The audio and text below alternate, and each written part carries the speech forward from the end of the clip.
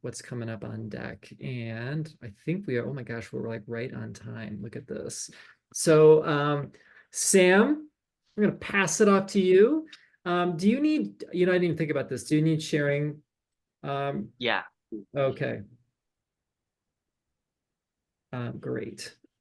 I'm gonna do that. Hang on. How do I, hang on a second. Share screen. Oh, here we go. Here we go. Here we go. Multiple participants can share. Okay.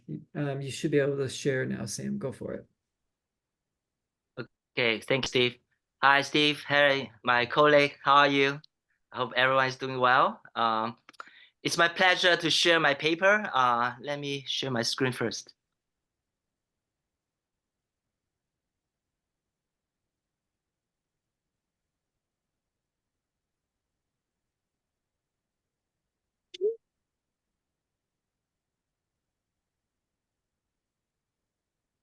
So can everyone see my screen now?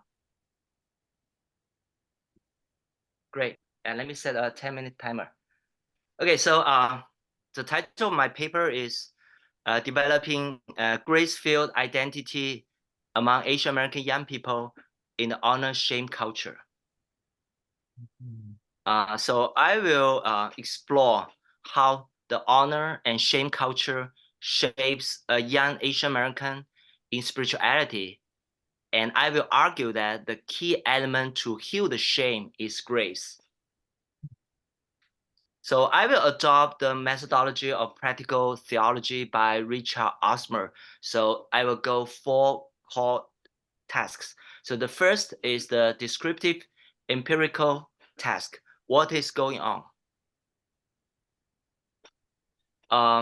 According to Eric Erikson, everyone needs to face psychosocial challenges in the 8 stages of life. So identity formation is a major theme for the 5th stage of life, which is from age 11 to 19. The teenagers seek to achieve identity in gender roles, occupations, cultures, and religion. However, identity crisis occurs when individual cannot integrate the physical self, potential roles, and occupations. The process of identity formation starts in adolescence but continues into adulthood. Emerging adulthood is used by Jeffrey Jensen Arnett to describe a special period of development covering age 18 to 29. Arnett describes one of the 5 pillars of emerging adulthood is identity exploration. Emerging adults are trying out various options, especially in the area of love and work. Compared to their white peers, minority emerging adults have more difficulty in identity exploration because of their racial ethnic identity. Young minorities might experience identity confusion. Daniel Lee frames Asian American identity as a trauma-induced fragmented self. Asian Americans are traumatized in 2 areas. In the white context, they face everyday racism as microaggression. In the Asian American context, their ethnic cultural identity causes cultural stress. So I will focus on the honor-shame culture in my paper. The second task is the interpretive task. Why is this going on? Let me give a definition of honor and shame. So Bruce Menina is one of the early scholars who studied honor and shame in the New Testament context.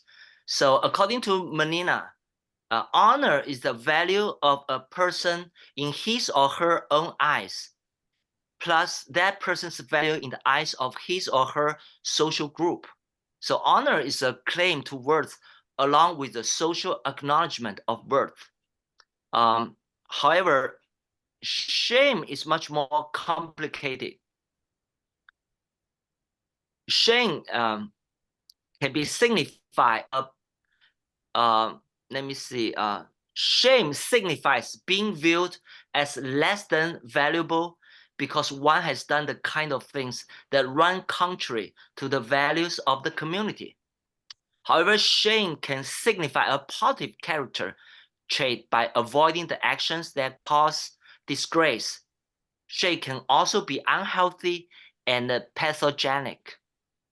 So this kind of shame can means hiding part of who we are because we are afraid to be rejected and bring out inauthentic behaviors and self-image.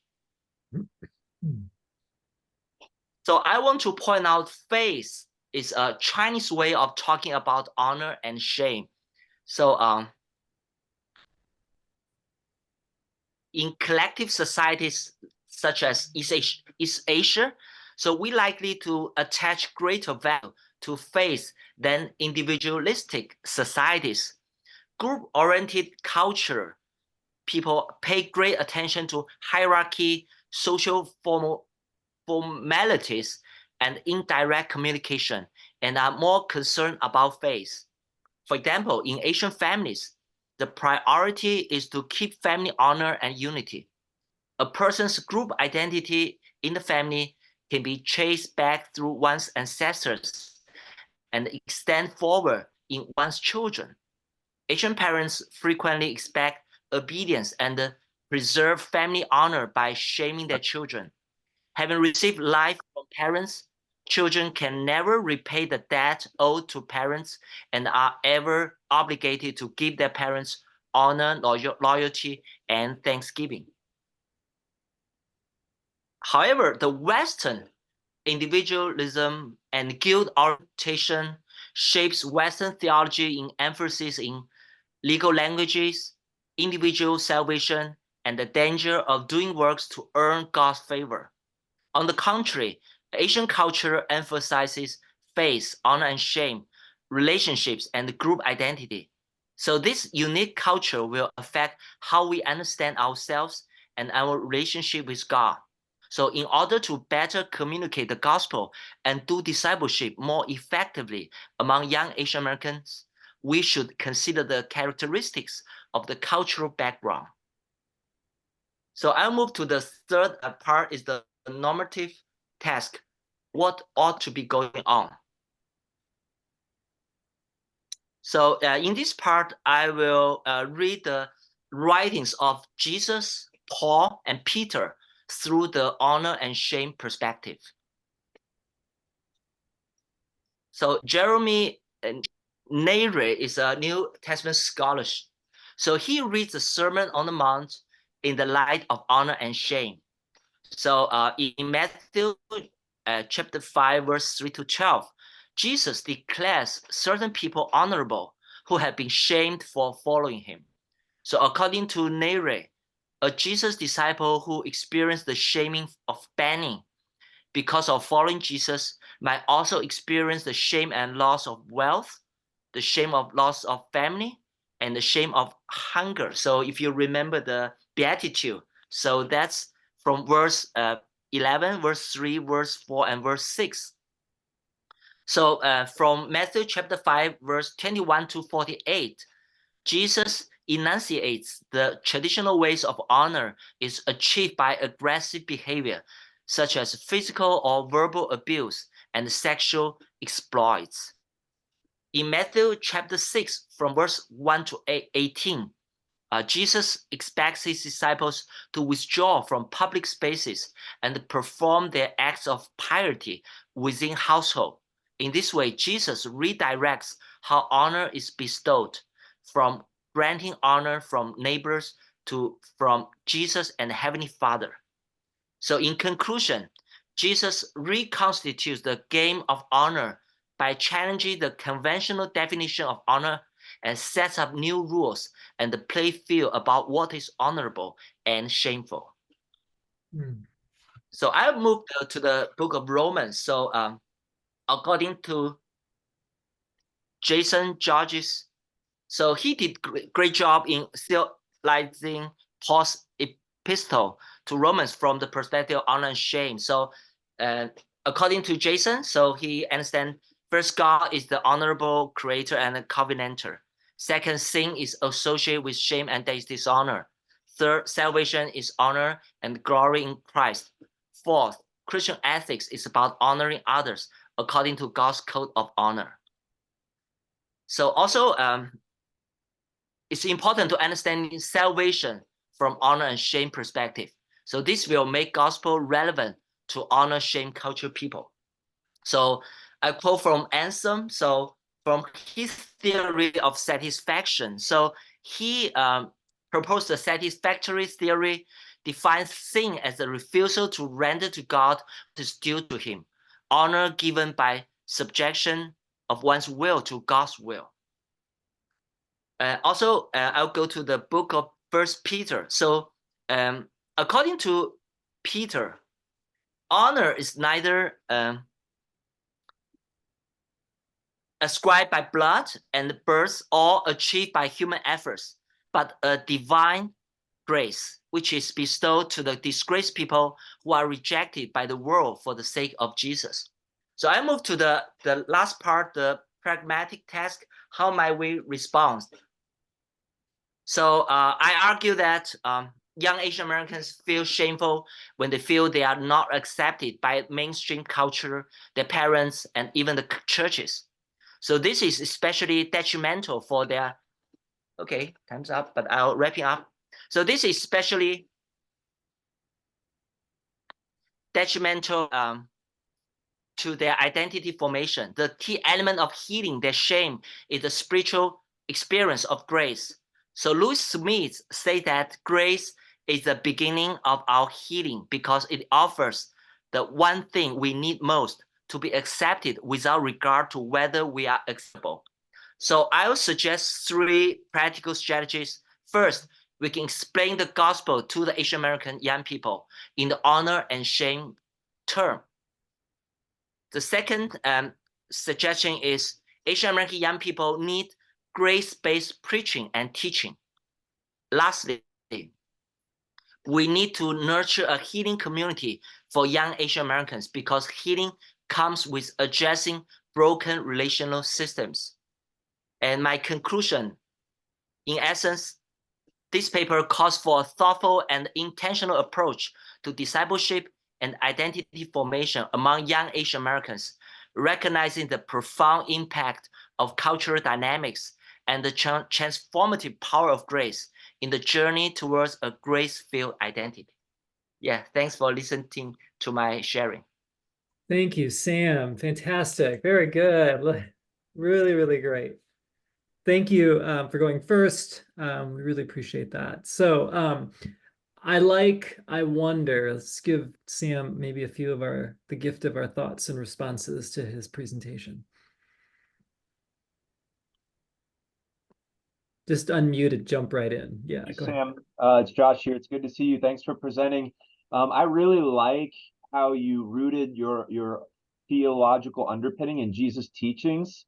The Sermon on the Mount, the Beatitudes. I mean, they're just such striking contrast with the world and the kingdom of God, which is such a message needed for people navigating honor shame culture. And I was also I wonder, I guess, too, Jesus' use of parables just jumps out to me. Like if you would continue this conversation, the prodigal son, prodigal father type parable, and a number of others that just could serve as visual aids for the young people that you are ministering to. I just really like what you had to say and how you rooted it in Jesus' teachings. Thanks, Thank Jeff. you.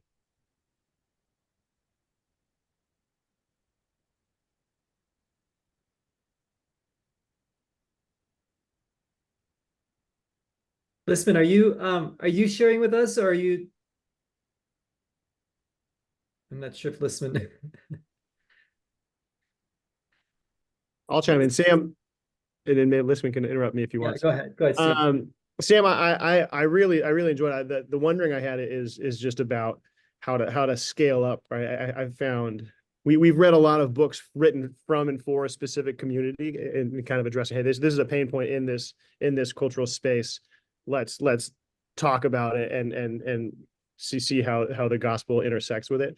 And all of those have been helpful broader than that specific context. I mean, there's a lot of honor shame in the world. Even middle school is ministry. I find it middle schoolers live in almost an honor shame space. So I think it's good. I think there's enough there to kind of build a foundation and start building up and to help speak into other spaces other than the Asian American context. Thank you. Thanks, Steve.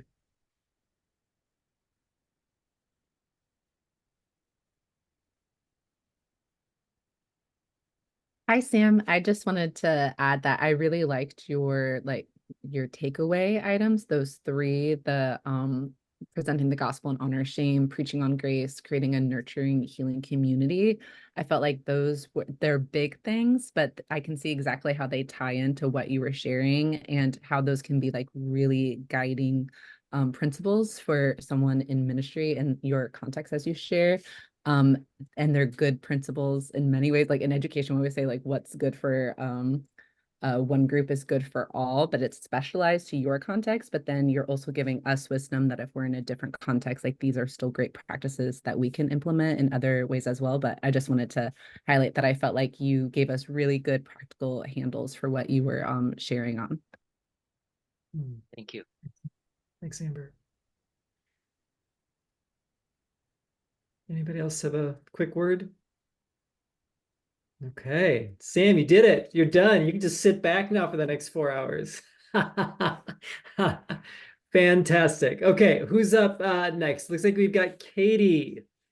It's me, and I do not have slides for you guys. You get to stare at my face, and which is kind of appropriate because I'm going to be talking about senior adults. So we can just take notes with like a pencil. That would be really great. So my thesis is how might the theological concept of God-bearing influence how churches encourage intergenerational relationships, especially pertaining to passing the faith on from one generation to the next. So essentially, I wanted to explore how intergenerational relationships within the Christian community can help faith stick and last. And this is especially in regards to, Root's discussion of the age of authenticity and how we're living in this natural world where the supernatural is just hard for us to imagine. And so there's this impossibility of experiencing transcendence in God's presence. And so I formulate this argument, although I'm not very argumentative, suggestion that because God's presence dwells in us, that there's something really beautiful about relationships, and bringing all generations together can be a way that we experience God's presence through relationships. So that's kind of where I came to all this. The reason this is so important to me is my own grandparents, and throughout my time as a young person in the church, senior adults have meant a lot to me, and not just senior adults, just people of all generations have really invested in my own faith formation. My grandparents, though, are probably the biggest influences on my faith, and especially because of not anything they said to me, but they mirrored God's delight. Whenever I was in their presence, I just felt God's delight just through the way that the warm relationship I had with them. My first job was at a senior adult retirement facility at the age of 14. So I worked there, I served food to senior adults, and I wanted to be a senior adult, like pastor, or to like do something with seniors for a living. Like that's what I wanted as a young person to do with my life. And then I went into youth ministry. So now I just want to bridge those two. But also as a youth minister in the church, looking for volunteers and trying to engage older adults and adults of different generations felt so hard because they were constantly saying like, I've served my time, I'm too old and I can't relate, or like, what do I have to offer them? And then there's the intimidation factor. And even our worship pastor at the church we go to here told me he is intimidated to go into a room of high schoolers today. So I know that the issues are there. So what's going on? I start with the problem, and I kind of define the problem in different sections here. So the first one is the big problem you guys have heard about for years, and it's those statistics about young people leaving the church and the Christian faith. And so I kind of walk through a few of that, and feels like that's been something we've all been stewing on for a long time. But in addition to that problem, I note that our congregations are aging. And so for a lot of smaller to like medium-sized congregations, when you look out on a Sunday morning, you see a lot of older adults. And so you have these two like almost conflicting things happening, like a revolving door almost of like young people leaving and then older adults like filing into their pew every Sunday. At the same time, you have this problem happening where there's these generational divides. One of the generational researchers that I read talked about how we have the largest generational divide since the 1960s. And so if you look at that in the church setting, you see that too. And then, just the speed of which technology is changing has created those gaps. And at the same time, churches have kind of shifted how they've done things over the years, and siloed ministries created age segregated programs to appeal to certain groups. And there's a lot of research that I read that's talking about how that's actually creating those age segregated programs are actually not always the best for all age groups, especially in their faith formation. So then I go, after defining all of those problems, kind of talk about the wrong lens. So if you guys remember, Root talked about the lens of subtraction and loss. And so the church is focused on keeping kids in the institution to keep them from subtracting church from their lives. But Charles Taylor and Andy Root point us back to the point of keeping them in Christ.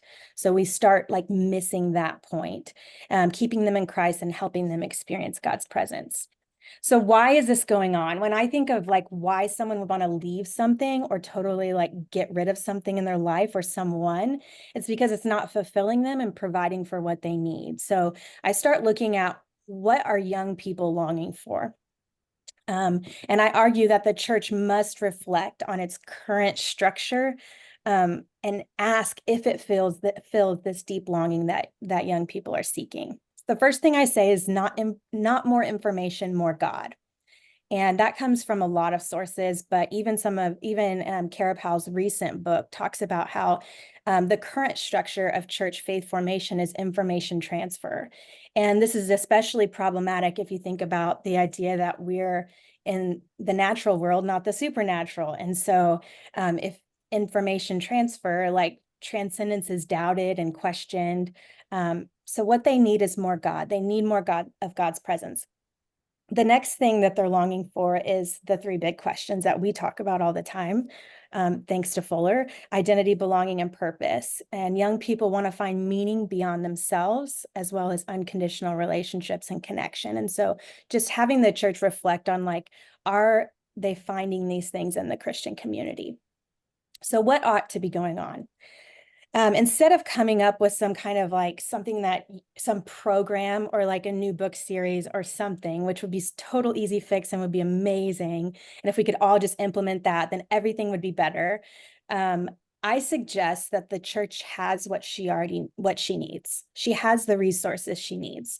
She has people and the presence of God.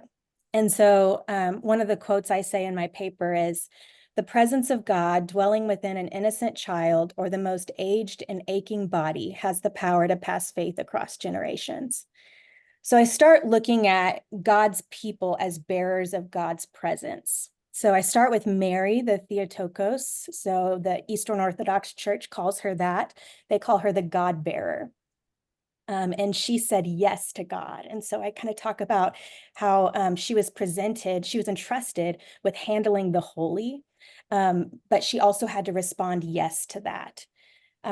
So we become holy spaces for God, that God's calling us. And this is a lot, if you've read Kenda Dean's book about God-bearing life, a lot of my talk in this section comes from her, that God's entrusted us, like God did Mary, with bearing Christ into the world and in our relationships. I also look at God's posture toward young people, and I look at it in two ways: accommodation through the incarnation and accompaniment through the life of Christ. So through accommodation, God makes space.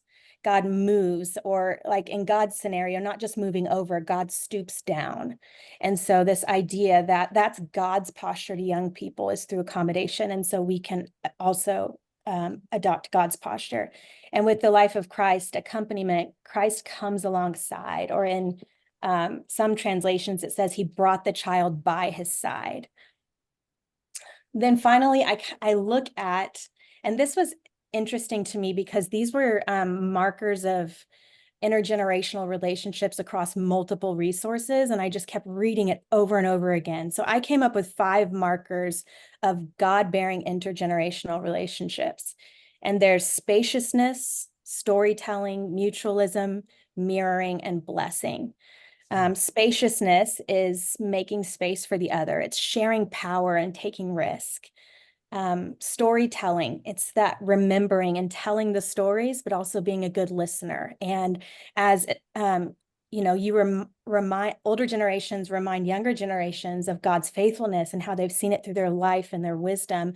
They provide that tether, but they're also listening to young people's stories and pointing out God's presence in their narrative.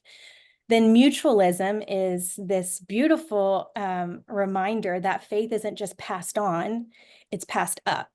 And how all of these generations have something that benefits the other and come in with a posture of what do I have to give, but also what do I have to gain? And then mirroring God's delight and modeling God's love, especially when we're living in this natural world. And then blessing. And I look at the idea of blessing from Ronald Rolheiser, if you guys have read any of his stuff. And he says to bless young people is to see and admire that person, speak well of him or her, and give away some of your life so that he or she might have more life. And so he looks at blessing in 3 ways. And it's really similar to mirroring, to see and admire that person, to actually speak. So it doesn't always mean to speak. It can be body language, but also speaking a blessing.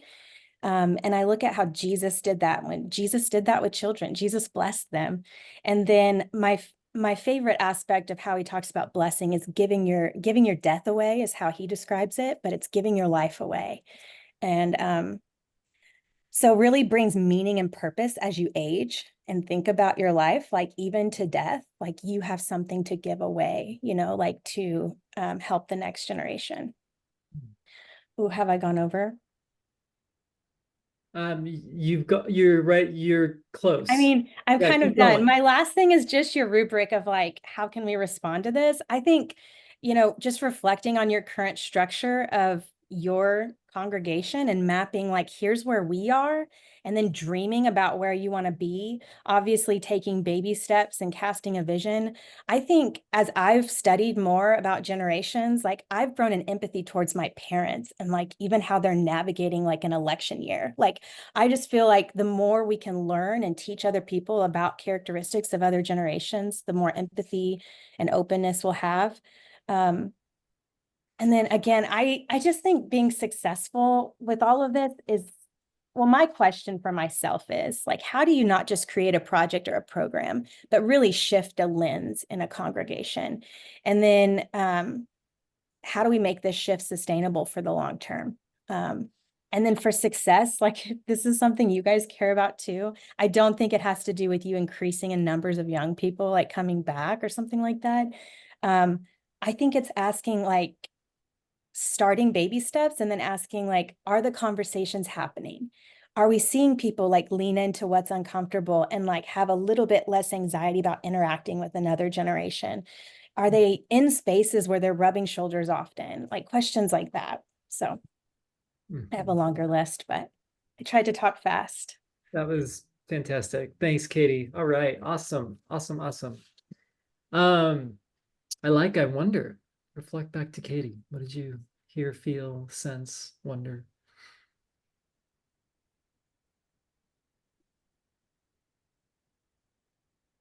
Yeah, I guess I resonated with that a lot. I go to a church where the average age is like 60, and there's like a reticence to engage and like experience that mutualism you mentioned, but a need to do it. And so there's like that fear you talked about a little bit, and just the impact it can have. There's a lady, Phyllis, that she goes up to the young people and introduces herself boldly, and then the young people walk away like with a smile on their face. And I can see your thesis playing out in real time, Sunday to Sunday. And so just an encouragement that like you really hit on the hammer, something that I see play out. And the fears that you mentioned, like I wonder if you're very correct. That's my wonder in what you stated. So yeah, great work. Thanks, Casey. Yeah, when you gave the feedback of like when you try to recruit older adults and they're like, I've already done my time, or like I don't have anything to offer, or I'm intimidated. Those are like the exact things I have heard so many times. So I was like, oof. But yeah, along with Casey, I think that's very accurate and happening probably in a lot of our contexts. I think it's not something really well written and you're kind of nailing it is right. Enneagram, they always say like don't take the test, you just read the chapter and you read it and it hits you in the face and you're like, oh my gosh, that's right. That feels just nail on the head to a lot of our contexts and some of the disjointedness of how do we make that healthier. So well done. Thanks, Steve.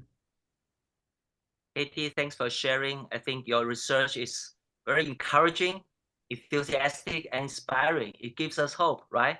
Church has resources. Yeah. Thanks for encouragement. Thanks, Sam. I couldn't speak to yours because I was too nervous. I think I just really love like the invitations that were offered. So much of what you said was an invitation on both sides of like older generation and younger generation. And I think offering an invitation goes so long to combating some of those, like whether it's fears or hesitancies or all the different things that people can bring, to like give the invitation to look at it in a different way or to engage with it in a different way. I think it's so powerful. And so I really loved just the ways you framed it, really with that kind of invitational language as you like talked throughout your whole presentation. I thought was just really, really great. So thank you. Thanks, Becca. Great. Any last comment? All right, Katie, way to go. Way to go. Fantastic. Great stuff. Love what you're putting together today. I probably have something to say for all of you, but I really want to give you all a chance to engage. So know that my silence is only because I get your paper for all to myself, and you'll hear my responses, but this is just great to hear you speak it out loud. So Becca, we are moving on to you, and you obviously got the memo of what you were supposed to wear today. Great job. I know we're matching. Awesome. Well, thank you. I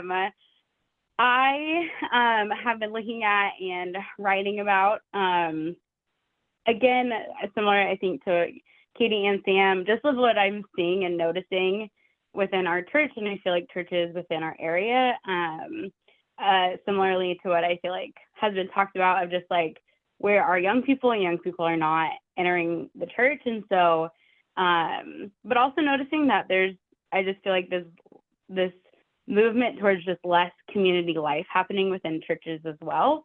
And so just really wondering what could bridge that gap, and is there a place for the church to kind of step into those two things? And so I focused on what it would look like for a church to offer a third place to those who are in Gen Z, and how might that inform our theologies of hospitality and therefore evangelism. And so, again, just looking at what is happening within this current generation of Gen Z, that they're living in a highly post-Christian world, that more of this generation identifies as atheist than any other generation. So just like less natural, I feel like ways to converse with those who are believers or even engage with church. And looking at research, just a lot of this generation doesn't see church as even relevant. And so just a few numbers, 59% of all Gen Z and 46% of Christians within Gen Z don't find church too relevant to them. So this is both like a church and unchurched thing that we're seeing. And 60% of Christians within Gen Z report that they find God elsewhere and not within their church communities or Sunday mornings. And so there just seems to be this really big disconnect between the church and Gen Z. As alongside that, I also looked at the function of third places. And a third place is defined as not home, work, or school, but some other community life place where relationships are formed, where you can engage in casual ways. So these are things like libraries or community centers or cafes, think like Central Park from Friends, or I don't know, any other show where they have a gathering place. That is a third place. And churches are also defined as a third place. Robert Putnam, a sociologist, really points to third places as being super important for the development of social capital within communities. And this social capital, which is just really the level of investment and interaction you have within your community, is really important for the social development of young people, and it's protective against reckless behavior. And we see that in Christian research as well, just how important those intergenerational relationships are for spiritual development, but they're also really important just for social and personal development as well. And there's just been a really progressive decline in the availability of these third places into the 21st century. And this has just been further escalated by the pandemic. And there's even been a decrease in churches that have offered their spaces for use of like greater community needs as well. So these movements have been happening already and then have just escalated and are continuing to escalate. And so that's just the kind of what is going on picture. And the why of that, I think, is a lot of varying reasons. Again, I think the pandemic just escalates a lot of these factors. But the dispersion to suburbs really impacts, especially the third place, accessibility and availability as well. And this view of what Gen Z has as the church, I really read a lot of what James Emery White has put out in terms of how the research he's done with Gen Z and their relationship or non-relationship with the church. And he really sums it up as this view that God, perhaps, maybe, but Christians and Christianity, like, that's a no. And pointing to the fact of that view comes from seeing the church not act really how they feel like the church is supposed to act or what the church proclaims to be. And so there's this kind of divide, there's this wariness, it seems to be from this generation towards the church. And so as we think about what ought to be happening, I think looking at both these things, I really see it as a possibility to kind of revise of how we as a church practice hospitality, and how that could influence how we evangelize, I guess, in some ways. And really, I think centering it around this idea of the church offering invitations less of like a institution or an organization and more so as a neighbor within a neighborhood. And so really focused a lot on this understanding of neighbors and neighborhoods. And so what would it look like for the church to offer an invitation to a space for those who are growing up in this post-Christian world, to a casual space to develop their social connection and their social capital in physical presence and not online presence, while at the same time having the opportunity to talk and ask questions and experience life with those who follow Jesus within their local communities. I think so much of this is dependent on like a rootedness and a presence within like a physical place, within a physical neighborhood. And I think I looked a lot also at what invitations Jesus issues in his ministry to both those who were within his circle and his community and those who were outside of it. And really kind of coming down to this invitation to come and see, to come and experience, to come and wonder, and what would it look like to come and see and maybe experience this community or to have a place to belong, and to be welcomed into church, not for a service necessarily on a Sunday morning or a Wednesday night, but as a neighbor welcomes you into their home. And so this isn't trying to change what church is for those who are part of church, but really, I think viewing it as an on-ramp towards connection and towards relationship. From there, from those places, then the truth of Jesus and the gospel could be shared. And so I think looking at both of those things, I think there's some really tangible things, but I think it really comes down to understanding what would be needed within like your specific community. And I think looking at what I focus a lot on, like current high school students, like what do they need? What are they doing? Where are they hanging out? What spaces do they inhabit? and to not like perpetuate a one size fits all model, and to not head towards programming, but just to really think about that idea of an invitation to space and what space might your church have to offer for people to step into these things. And I think from there, there's huge possibility for creativity and for freedom to have these spaces look very different and very vast. But I think there's also a lot of opportunity for cross-generational interactions to help take place, to help facilitate that social development, but also hopefully the spiritual development as well.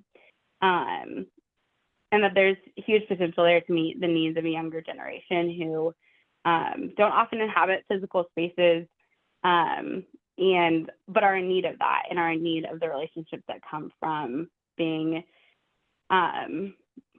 or from having belonging to a certain physical place.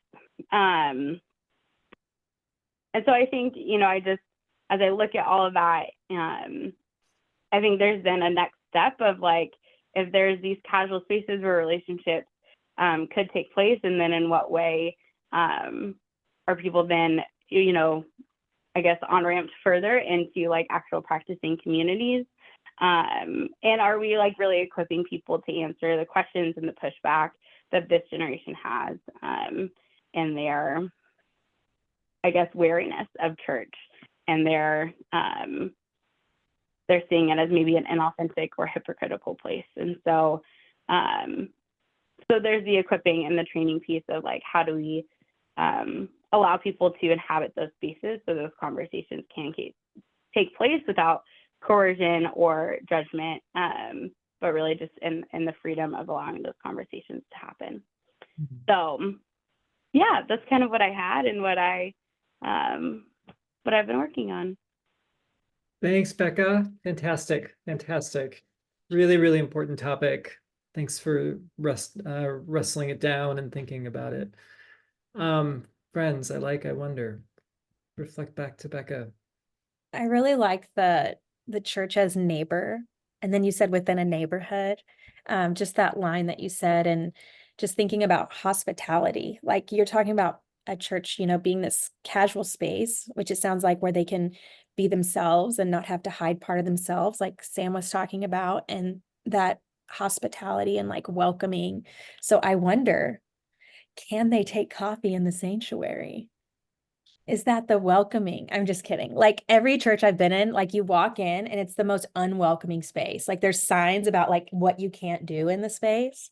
So I love that you said that, because I think how welcoming is it to come into a space where they're greeting you like a neighbor, like to come over, just be yourself, come to the back porch and hang out, I don't know. I love that. Thank you.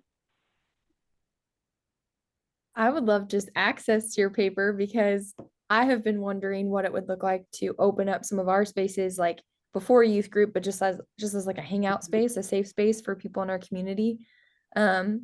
And I've been trying to argue why it's important, but you just did it for me. So if you just want to send that on over, let me know. Perfect. I will send that your way. Hopefully it helps. Look at that, Becca, changing one church at a time, starting with Morgan. Starting with Morgan. Hi, Becca. Thanks for sharing. I like your idea of the third place for young people feel welcome, feel included. So I wonder if is this third place only a physical place? Can it also be a virtual space? Mm. Yeah. Am I supposed to try and answer that? You can try it. I mean, you're welcome to respond if you want. Okay. Or you can say to Sam, that's a great question. I think that is a great question. I think I focused a lot on the physical space and just the importance of that face-to-face. But I also know there's a lot of research out there on developing these third places where this can also take place in a virtual space as well. Mm-hmm.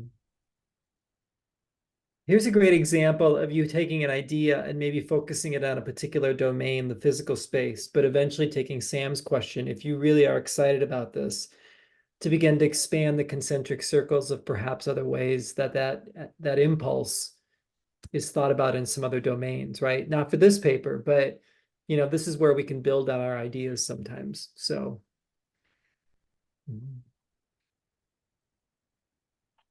any other thoughts or comments? Great. Becca, great job.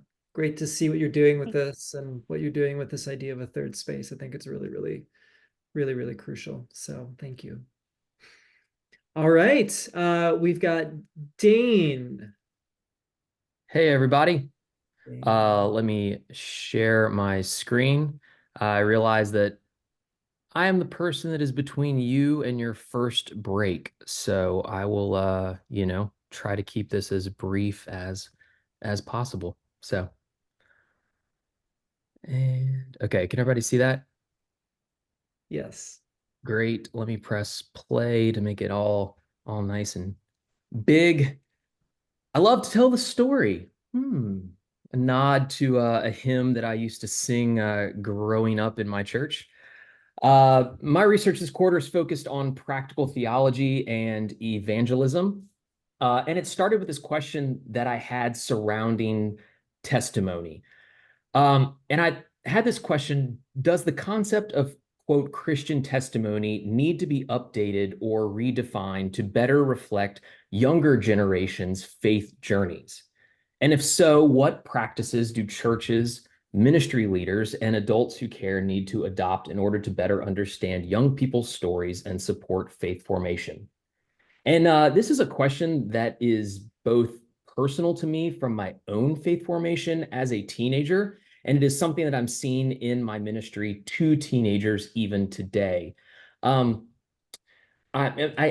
share a quick story, I remember being like in middle school and growing up in my church, being put on a bus and taken to the mall and being dropped off with like a tract or a script in hand and saying like, go tell people about Jesus. I had no idea what I was supposed to be doing. Like, I mean, like basically I threw the track away and we went to the food court or to Abercrombie. I mean, that's how that happened, you know?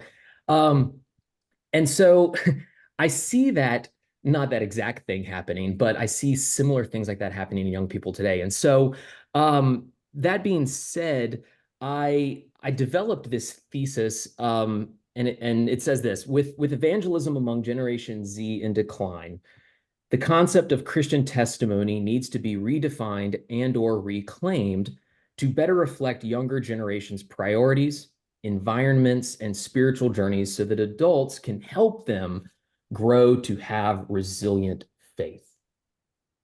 And so what's going on? I began with a Barna research report from 2021 that reported what Generation Z, specifically teenagers aged 13 to 18, what they think about evangelism. And I got this quote here. It says, against the backdrop of an increasingly secular culture that prizes individualism and is skeptical of the church, evangelism, the church and its more aggressive connotations, is falling out of favor.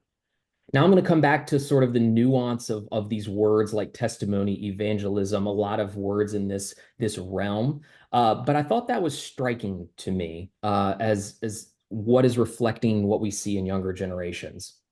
And there's plenty of data to sort of back this claim. As familiarity with the Great Commission decreases, excitement and support for evangelism drops, and churches, as well as their leaders and their ministers, prioritize outreach less than other things. And so even the more traditional ties between evangelism and things like youth mission trips are fraying as the goals and outcomes for these kinds of events are diversifying.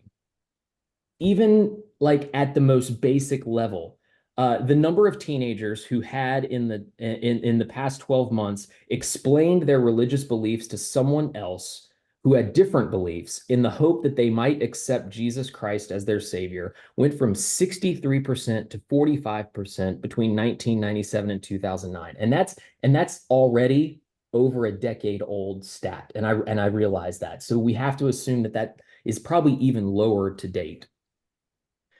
So why then, and sorry, I have a quote here from Barna's CEO, David Kinnaman. He notes that Christian teenagers are taking cues from a culture that has made it unpopular to make bold assertions about faith or be too aggressively evangelistic. Fewer young Christians apparently believe it's worthwhile to talk about their faith in Jesus with others. So why then do teenagers find sharing their faith to be so uncompelling? Perhaps it has to do with a more traditional understanding of what testimony is and how testimony is both connected to and set apart from concepts like evangelism, witness, outreach, and mission. And so what else is happening is that faith conversations, especially among teenagers, are happening in very different ways, and the markers of, quote, success are also changing. We're seeing this shift from guilt and shame-centered conversations focusing on certain keywords and phrases that induce fear or insecurity and distrust. They're being replaced now by long-term relational processes guided by respect and acceptance. And why is this going on then? I have a few ideas, and you see them reflected here in these sort of bullet points. The first is avoidance, and that could be a growing pluralistic culture, a fear of offense, and many teenagers simply see testimony as individual and personal and therefore separate. They see these stories as ways to explain and control and reduce. And there's this institutional skepticism or insecurity and shame and a lack of trust. Also, then there's ambivalence, growing secularism, post-Christian society, relativism and redefining truth, and that chestnut moralistic therapeutic deism. But both of these, I think, tend to have kind of a negative connotation. And I don't want to focus on those just in the negative. And while they're true and they might be part of the problem, I think there's another factor that is equally, if not more important, and is also within our power and control as ministry leaders. And I think that's a lack of modeling, training, and encouragement that we are giving young people. And so what ought to be going on? My goal in writing this paper is to help readers redefine and possibly even reclaim the word testimony to support resilient faith and transformational Christian practice. I want to move readers and ultimately the young people that they care about from avoidance, from ambivalence, even apathy, to something with meaning, something that's highly relational, something that is compelling. And so I started by just looking at scripture. And this was a practical theology year. And so I started using passages from John's gospel, the various accounts of the Great Commission, Paul's letter to the Galatians. And I wanted to sort of create this Christocentric framework for what next steps could be. And so when we talk about what's next, I want to redefine this word testimony. I've been playing with a few words. The first is neutral, meaning it doesn't come with an agenda. It's relational. It's focused on respect, on curiosity, on acceptance, on listening, on learning. And then also testimony can be sacred. This is a theme that came up a lot in my reading. Instead of being sort of a Christian origin story just focused on how one becomes a Christian, what if testimony was about how young people experience a connection to and a reflection of the divine? And then lastly, I wanted to offer encouragement and practical advice for parents, for leaders, and others to recognize and become familiar with new environments for faith conversations, to be able to listen with curiosity and empathy, to help young people weave story into their identity, belonging, and purpose. And this matters. It matters because the future of the church is in part linked to our youth ministries. Sharing our faith is linked to growing in faith. And so if teenagers believe that it's okay to share their faith with others and are equipped and encouraged to do so, then discipleship will, I believe, increase among the next generation. So to partner with teens in this way is to be both deeply invested in the church today and to want the church, the future church that is, to thrive and be vibrant. And so that's what I was focused on for my research. Great. Thanks, Dean. Appreciate it. Really, really important topic. A lot of I like how you're turning it. I likes, I wonders. I'm really thankful you're doing this research because I was raised on Kirk Cameron's evangelism model. So that's awful. And we need something new. No, but in all seriousness, and that was serious, I really love your definition of like how you're redefining testimony. I wrote down a lot of what you said, but you talked too fast and I couldn't get it all. But I thought it was beautiful. And I love that you included something about parenting and like helping parents. And I wonder how many of those parents have even shared their testimony with their kids or like talked about their own faith story. I know my parents, like, I mean, my dad waited till I was like way older to tell me a lot about his story. So it's just interesting that modeling, like you said, how important that is. Yeah. And just to respond, Katie, I'm right there with you. Like if it even happened, I don't know that I remember the details of my parents even sharing their faith story, their quote testimony with me. And so you're right, parents play a big part of this. And that's where my really sort of my last portion of my paper, the sort of what's next is how do we encourage parents to be able to share their story so that we model that for our young people so that they know that it's okay and they can hear stories and of all shapes and forms and know that these are all unique and individual in their own individual reflections of God. And so, yeah, you're right. I'm right there with you, Katie. Thanks. Dane, I like when you present, you have this way of inviting us into your topic, but there are like points where I feel convicted with the points you're making. In particular, what Katie brought up about the lack of modeling. And you just go like, I don't know if anybody else felt that, but I was like, oh man, like we have to own that. Like, what have we modeled to younger people, even in positions of ministry that we hold? We often want them to share their testimony, right? And I also just wonder if we often frame up testimony as an event. Like you went to camp, now you share your testimony. You went on the mission trip, now this is the event. Now on Sunday you share the testimony, and we've kind of we've really um, lost the neutral piece that you're describing. I actually thought that was intriguing language, so thank you.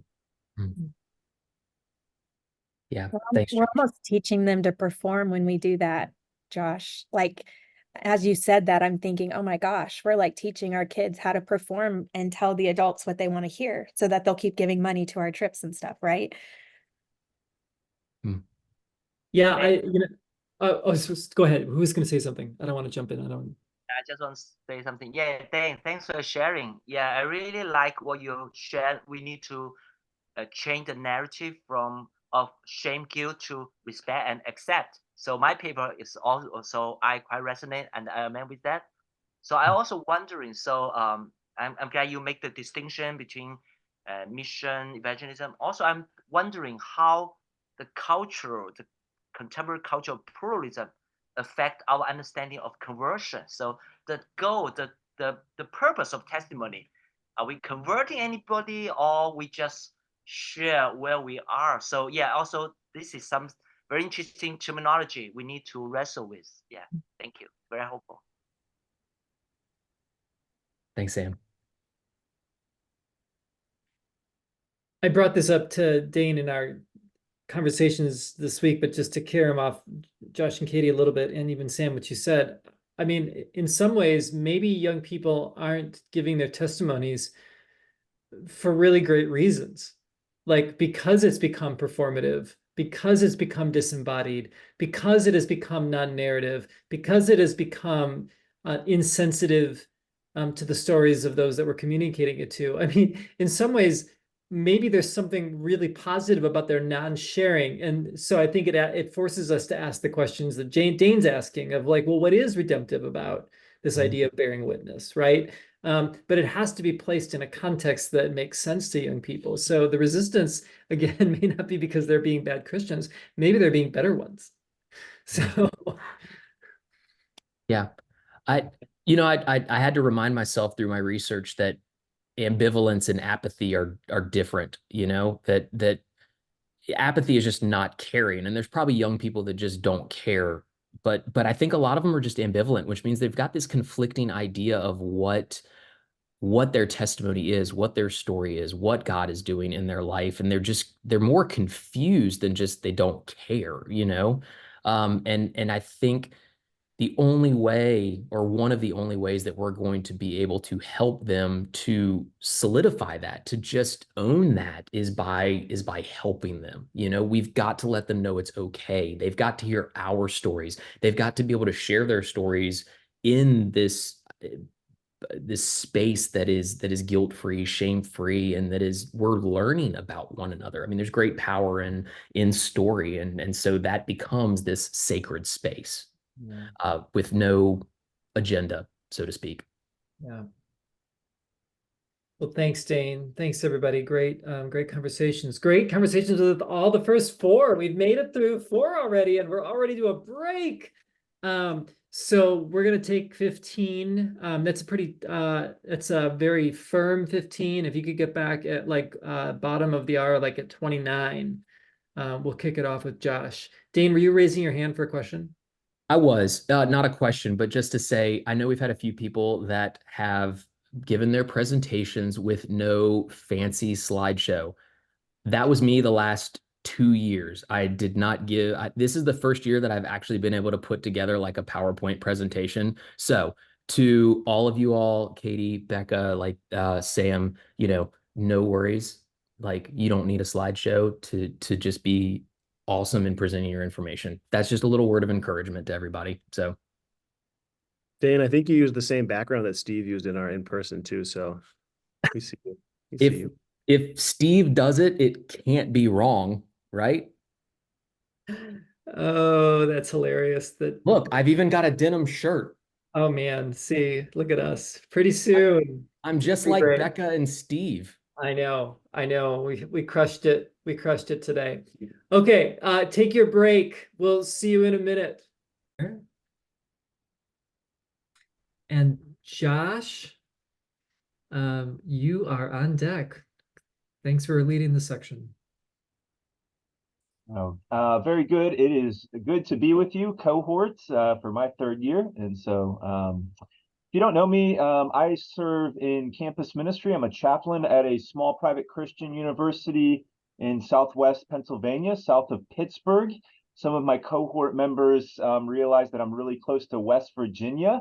And so this topic of home has become important because the anthem at West Virginia University is John Denver's song, "Country Roads Take Me Home." And I've been just thinking of every illustration of home that just keeps showing up. Like, once you have a theme and you feel like it's like haunting you, like you see it everywhere. Like, I can't read scripture the same. I was watching the movie Encanto with my kids, and the house is disrupted because it's not home anymore because they can't be their authentic selves. I didn't include that in my paper, but maybe there's something in the future there. But it was like everywhere I go, this theme of home it comes up in my space. You might utilize the term belonging. A lot of the research uses belonging or to be placed, but home is really a fitting metaphor for the students that I work with. I work with an undergraduate population that's mostly residential. We do have commuters, but they reside here, that they leave home and in some ways forge a new home. And so you see the little sign from our campus from move-in day, welcome home jackets, right? They were the yellow jackets. So this paper is titled Undergraduate Faith Formation, a Guide for Homemakers. And so I just want to talk about that a little bit with you. So a little bit of a picture of me here, hoping to encourage a new student who is arriving for orientation to welcome her home, right? This is Deanna. She's great. Hopefully the gift bag did all that we needed it to do, right? Now she's home. The reason I think this topic is just really important, and two of our resources that we read this year pointed this out, is Phoebe Hill says, finding home may be the spiritual question of life in the 21st century. And that's just like, okay, this is a big deal. Miroslav Volf opens his book as well by The Home of God by saying, no keen observation is required to see that something is amiss in the world. There is a longing for home. And this quest is really front and center for today's college students who, once again, are in transition. Emerging adulthood, Sam talked about it. A time of instability, a time of identity formation, a time of being in between, leaving home and perhaps moving to a new home or starting a new place of residency. So the thesis for my paper is this. This paper will reveal how a theological framing of home supports college students in the quest for belonging on campus, and specifically how the Christian practice of testimony aids in that quest. When I started to research for this paper, and in conversation actually from the fall, when I brought my reading paper, some of you actually brought this up, and it was really challenging to me, is that it's not just about providing home or spaces of home, but it's incumbent on our students to actually become homemakers, that they're not passive in the process, but they use their agency to be active homemakers. And so I've kind of got my thesis, but there's this other piece of the paper that I just think is vital in this theological framing and practical theology space that I'm sitting in. In particular, the anthem that I already mentioned kind of comes forth in the conclusion of my intro. What if it wasn't take me home to the place I belong, but my students could actually say, let's create home together, that they become active agents in the process of homemaking. I'll talk a little bit more about this in detail with what follows. What is going on? Springtide Research Institute, the Fuller Youth Institute, Dr. Jean Twenge in her book iGen, which has some great research. They talk about home and belonging as being disrupted for young people, and not just for middle school, high school students, but I would say young emerging adults as well. And there are some that experience this notion of home on our campus, but many don't. Some actually leave, some transfer, some move out after the first weekend. Some, when I talk to students, they chose Waynesburg because it felt like home, and some leave because it's not anything like what they expected a home to be. And so I just write, the struggle is real. The research reveals that there are factors such as institutional distrust, extended adolescence, this endemic of isolation and loneliness, and really this faux sense of home that's fostered through technology, where you can be everywhere and nowhere, to quote Heidegger. It leaves young people feeling connected and yet lonely. Young people and young adults that I work with feel exposed to endless stories, but they're not satisfied. Even the stories where they're trying to find home within seem temporary or not lasting. And then they are exploring, but truly struggling to find home. And I would argue both here on earth, here on our campus, but also theologically home with God. Why is this going on? Historian William Leach, in a book that I found through a bibliography called Country of Exiles, says this is not a new problem. In particular for Americans, that we do not know how to belong, that we are rootless people, that we are displaced people, and some experience that to a greater degree, maybe perhaps via different ethnicities, etc. This struggle to find home is not new.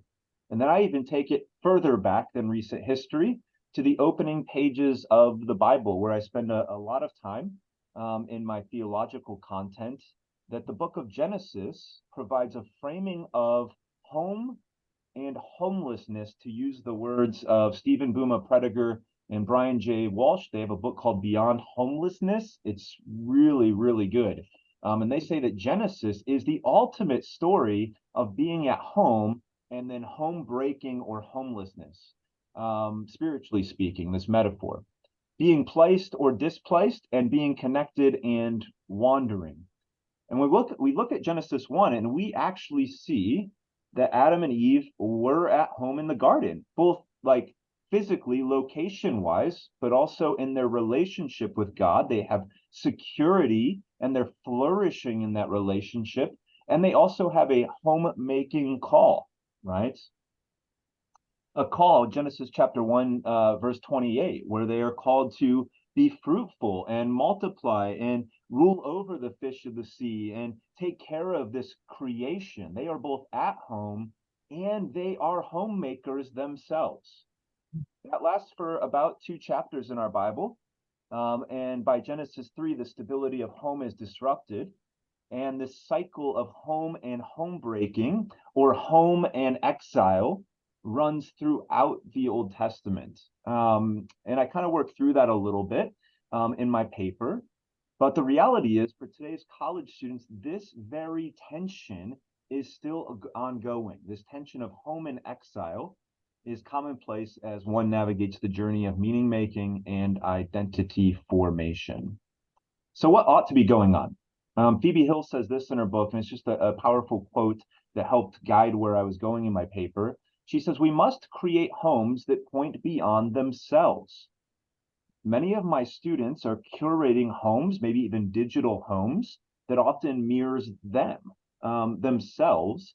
But what is the story or the home that points beyond themselves? And I believe that is the story of God, the story of a God who draws near to them, a story that runs throughout Scripture of home and homelessness that intersects with their very lives. Sharon Gelgay Ketchum says this: "When stories from the Bible intersect with our present lives, we become a part of Christianity's remember when story, but also Christianity's present and future story that's ongoing," I would add. The Bible is not simply a set of stories that look backward to history, but the Bible invites God's people to find and foster home in the present and future story that God is writing. The story of God is ongoing.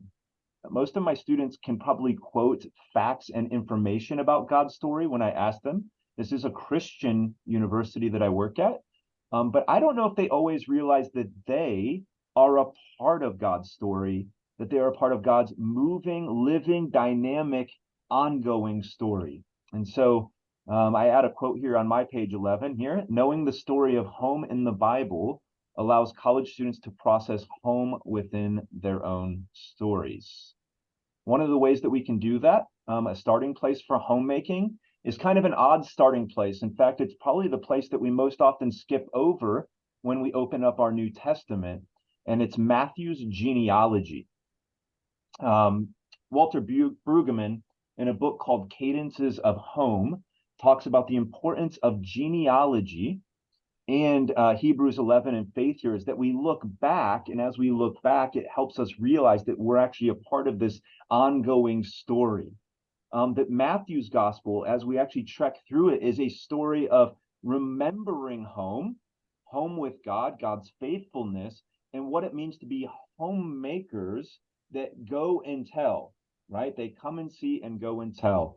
I wanted to also contrast, because both pretty much walks everybody through the entirety of Scripture in the home of God, but he predominantly does his New Testament study in the Gospel of John. He kind of skips Matthew. It's mostly John and the incarnation. But I think Matthew's Gospel invites students to not only know God's story that has happened, but gives an invitation for individuals to realize that they're a part of this ongoing living genealogy, to participate in this story. And then ultimately, as we see in the Great Commission, an invitation to share and articulate that story. It's not just Matthew's gospel. Peter in Acts chapter 2 models this, where he looks back, he sits in his present, and then he casts vision of what it means to follow God going forward. Paul in Acts chapter 13 also does this, and I kind of allude to that in more detail in the paper. There are some additional key shifts that I think are important, or what ought to be going on. And I pull from Growing With by Stephen Argue and Kara Powell and Fuller. They use the terminology of faithing that for us to actually not just know God's story, but to live into it, it requires faith to shift from noun to verb. And I just find that really helpful, like that this is an embodiment, that we live into it. And that is a part of not only finding home, but being a part of what it means to be a homemaker. Phoebe Hill, and she quotes Martin Heidegger, a philosopher, who talks about home as a river. This is similar to faithing, that home is both a dwelling place and a movement, that it's not stagnant, that this following of Jesus is not passive, but it's active. And I feel really challenged reflecting on reciprocal church, that I've often passed on a passive faith. You know some facts. And maybe I'm being hard on myself, but I really want to think through what it means to hand or pass on an active faith where students enter God's story. How might we respond? A couple of thoughts here to conclude. I do believe that college students can orient their lives towards being at home with God and contributing as a homemaker on campus and for the kingdom of God through the articulation of one's testimony.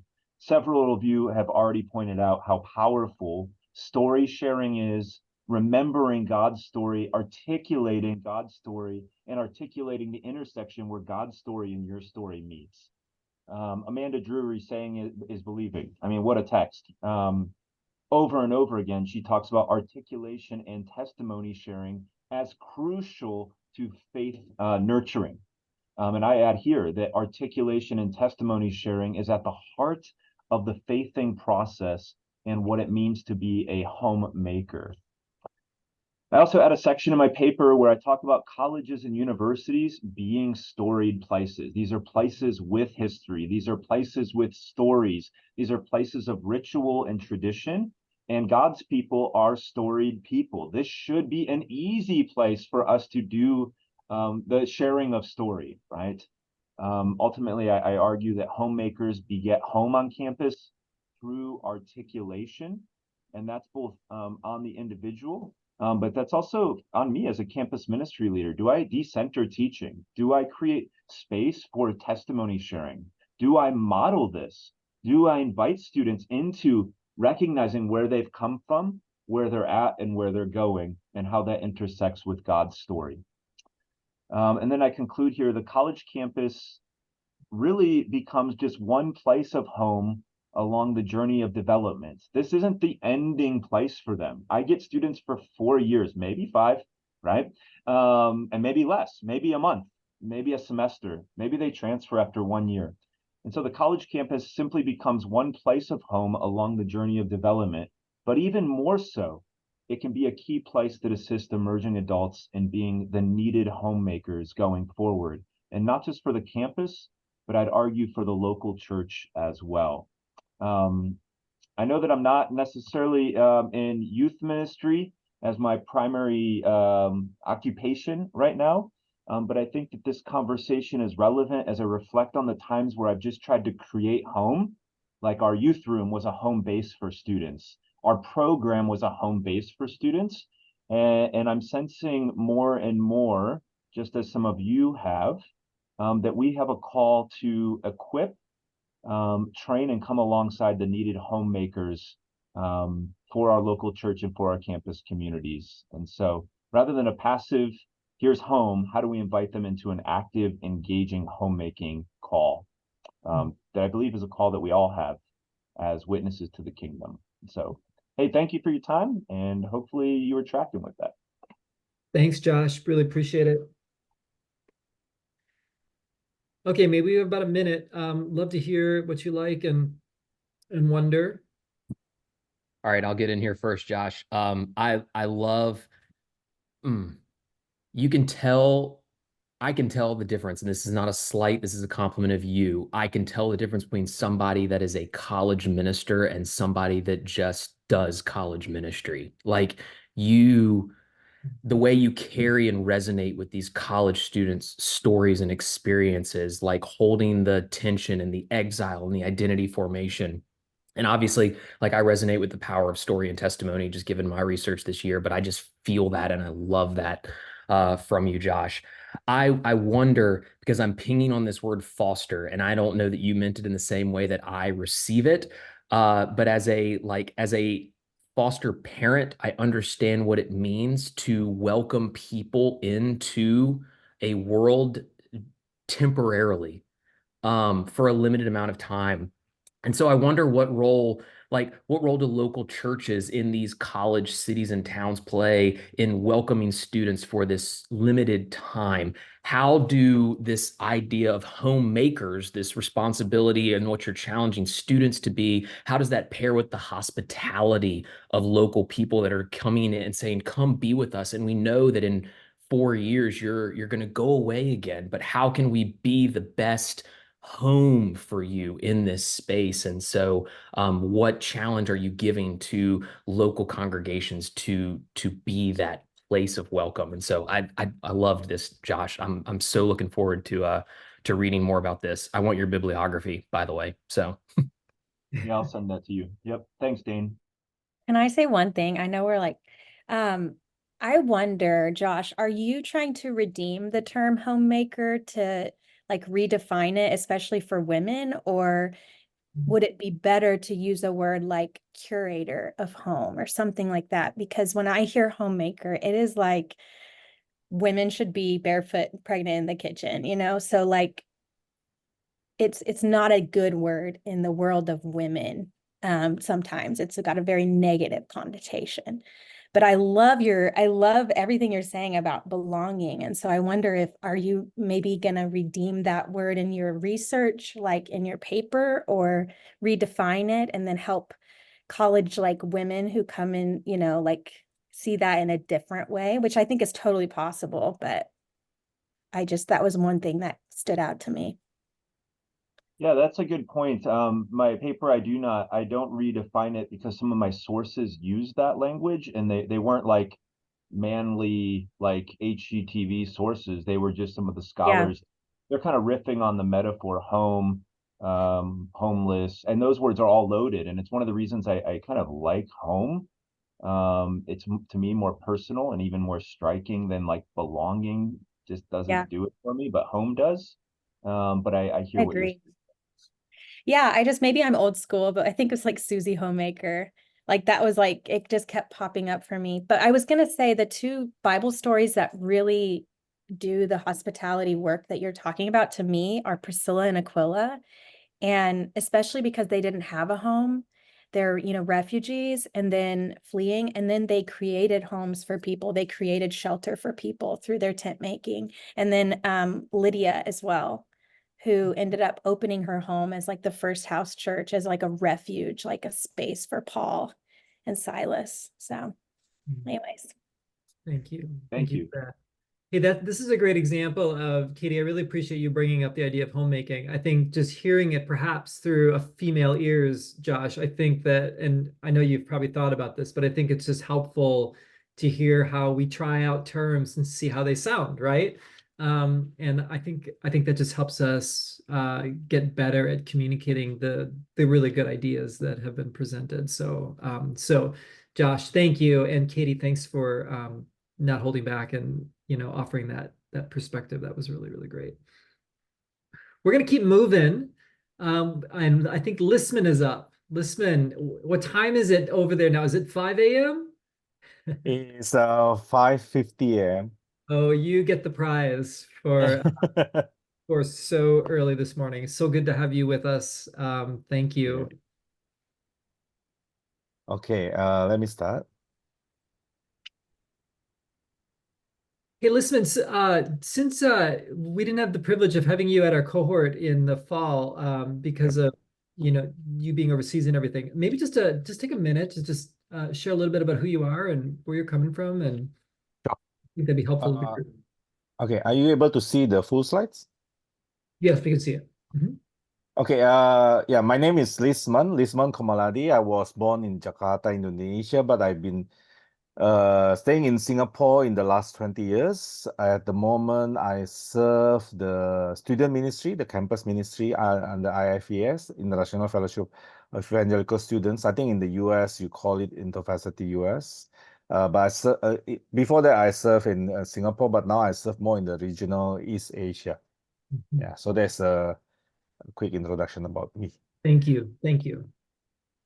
Okay, so my presentations may be slightly different. I think but it is really out of my passions and my burden about the student ministry, especially in the way that we do a Christian witness, or the student do the Christian witness.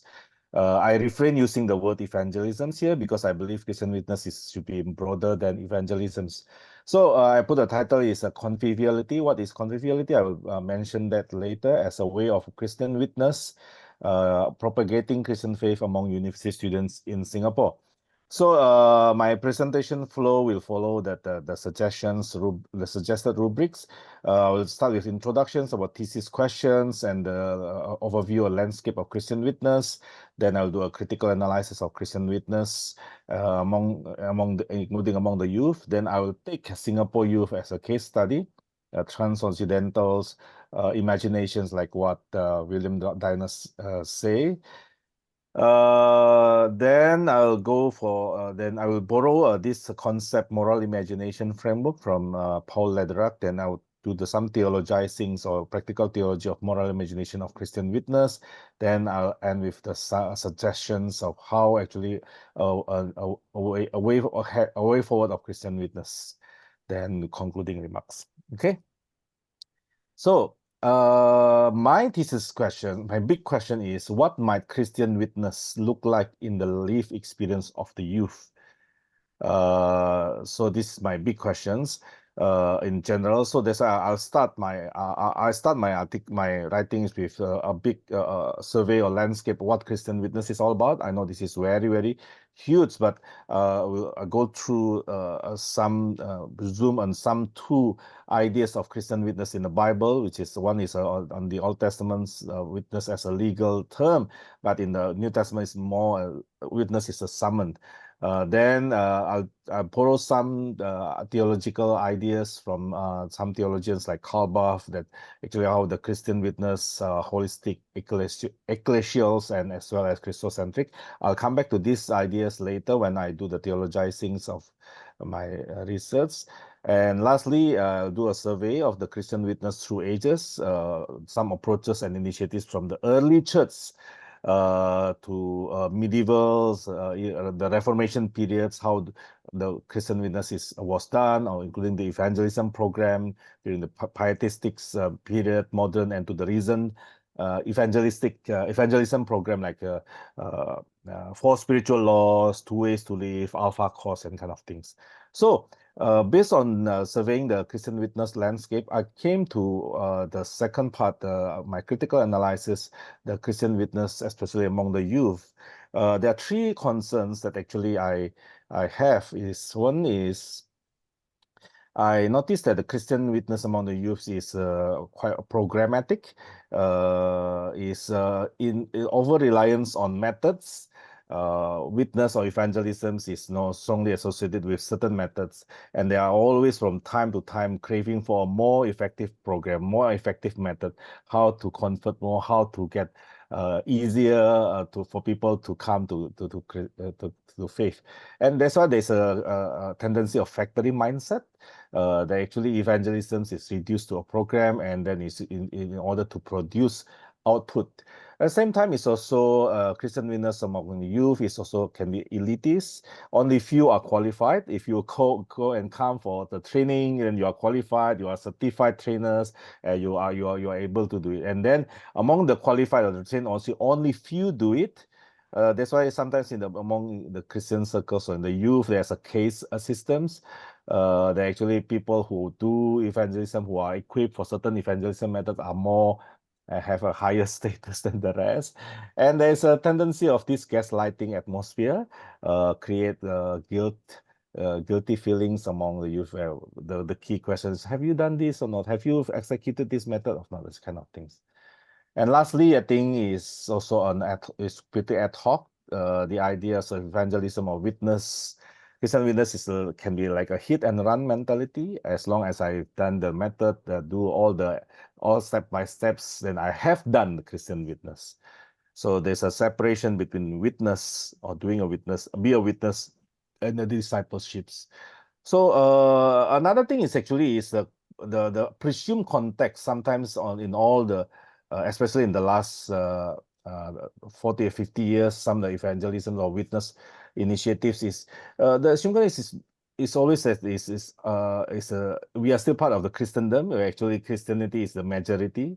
There's a monolithic culture that we are facing, and there's a monopoly of truth, which is we monopolize the truth. Sometimes we do not know, means we maybe a lot of times actually we don't realize that they are no longer the case. So the key question now is, that's why I will narrow down my research questions. How does Christian witness work in the reality among youth now, which is the reality now we see that there's increasing diversity in terms of race, status, even religions. Christendom may not be, I'm not sure in the US, but at least the Singapore context, there's no such thing called Christendom, actually, because Christianity is not a majority here. And the second thing is currently is a rising polarity and widening gap. There actually is even the mentality of you are not with us, you are against us is actually getting more and more prevalent. And lastly, actually, the reality of digital era and superfluous informations, the idea of post-truth, there's a democratizations of informations of truth that actually we cannot really easily claim we own or the truth belong to us. That's why my key big questions now is what Christian witness might look like in the lived experience of university students in a secular and multi-religious society. That's why I use this Singapore as Singapore as a case study. It's a small country if you see this in East Asia, is located. Oops. Oh, sorry. I think it's getting wrong.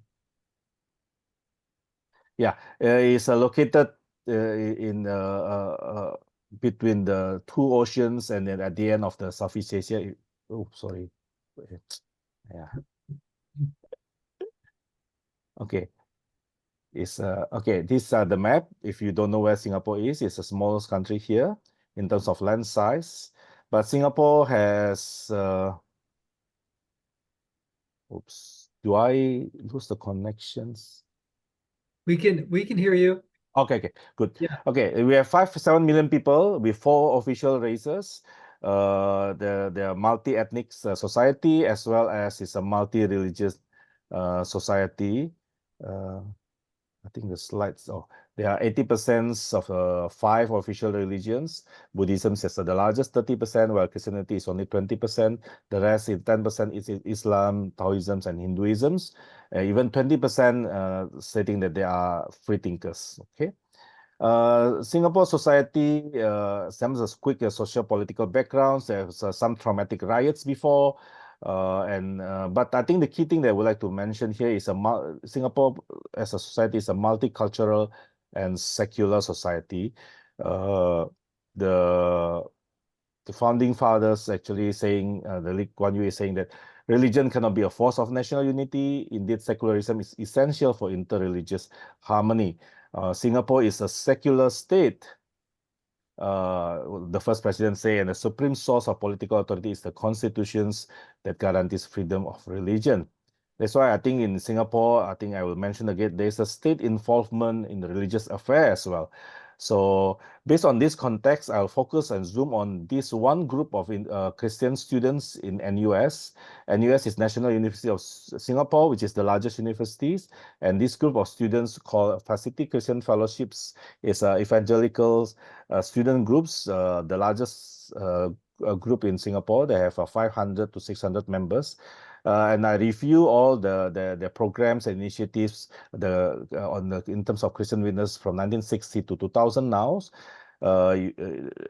It's a typical in 1960s, 70s as they use the mission weeks or contact groups and then they use fellowship teaching, bringing people come to know, then evangelistic musicals. But I think in the recent years, they moved towards to the integral missions, and I think recently, so interfaith engagement because of the government pressure of the multi-religious society. In other words, actually, the propagating faith on campus in Singapore are towards to a more subtle and less confrontational. So, some critical analysis of these Christian witness in NUS is the interfaith engagement becoming a very precarious tolerance, something that actually out of fear that actually you are holding the fragile crystals.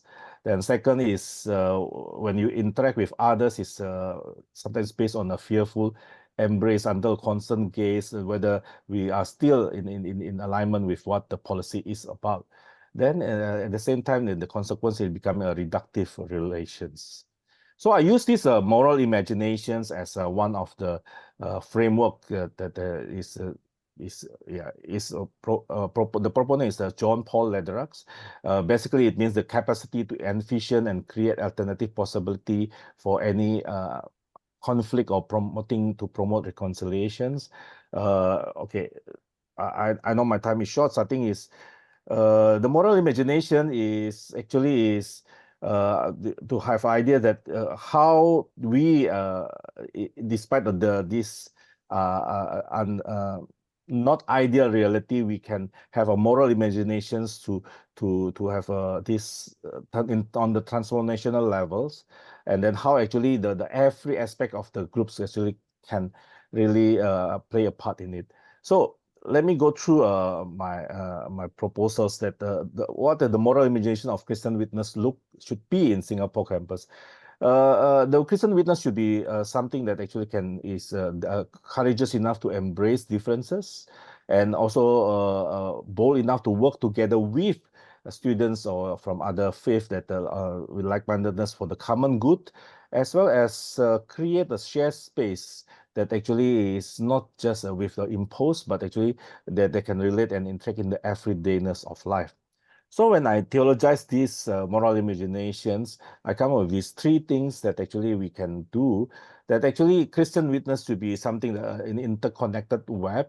It's not just one individual, but it's a community of the believers, which is, in other words, it's ecclesials in nature, and has to be done or happen at in the serendipitous everyday life, not just on an ad hoc basis. That's why it has to be something that holistic.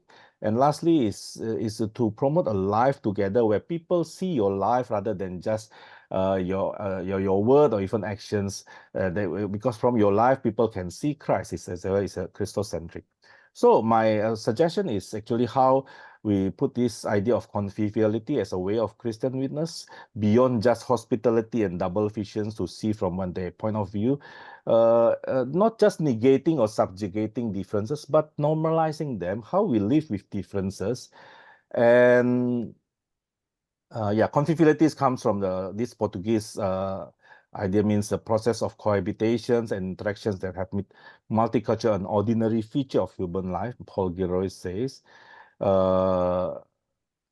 Something that, oops, sorry, I think in practice, what it may look like is how actually Christian youth and students are witnessed wherever they are, not just because of our following programs, and it should be programless even. It happens in the everydayness of life, and how they actually in the everydayness life, when they live together, they cultivate curiosity, even do crossing boundary and create conversations.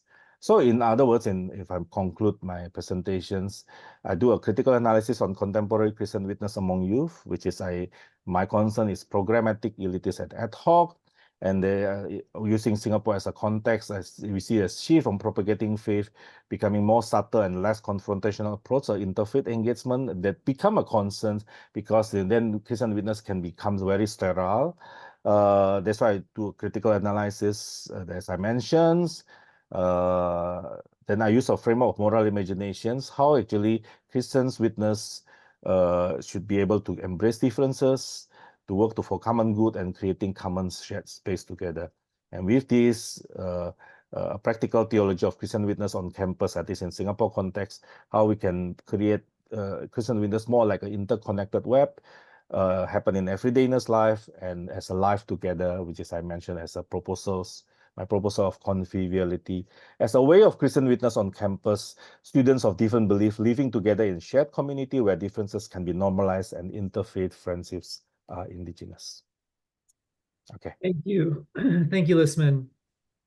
Really, really great presentation. Thank you for that. Maybe just take a minute. Anybody want to offer some likes and some wonderings in reaction? Real quickly, I like evangelism hit and run. I'm going to use that. I'm stealing that just straight up. I love that phrase. And I love the moral imagination you brought to this idea of witness. My only wonder, and I know you probably have it and you just did not have time to get to it, but I wonder and I want to know genuinely what the practical steps are for leaders of campus ministries and churches are in helping train this in leaders and ultimately in college students. So yeah, great, Lisman. Loved your presentation. Thanks, Dane. Maybe one more comment.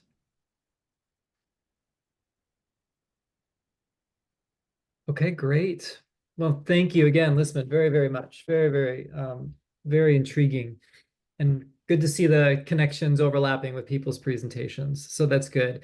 I should have told you, Lisman, before we began, like, even though we're getting a little bit behind, I didn't want you to feel rushed. So I hope that I'm grateful that you were able to give your presentation. We're moving on to Steve, right? Steve, same thing to you. You've got your 10 minutes and then the interaction. So don't feel in any way like you've got to make up time for us, okay? No sweat. Let me share a screen. Hi guys, good to see y'all. I'm sharing. Can you guys see that? Awesome. So I just context for me. Hey, Steve, we see the slides. I don't know if you want to do like the presentation, like hit the play or not, or if you want it like that. Just so you, it's not the. It's not it. It's if I leave it there, is it fine? yeah. If you hit play, then we would just see it, unless you don't want to. If I hit play, is it? I can see it played. Is it not played on your side? Oh, it's not. No. Okay, you're good. All right, just so you know. I will. Man. Here.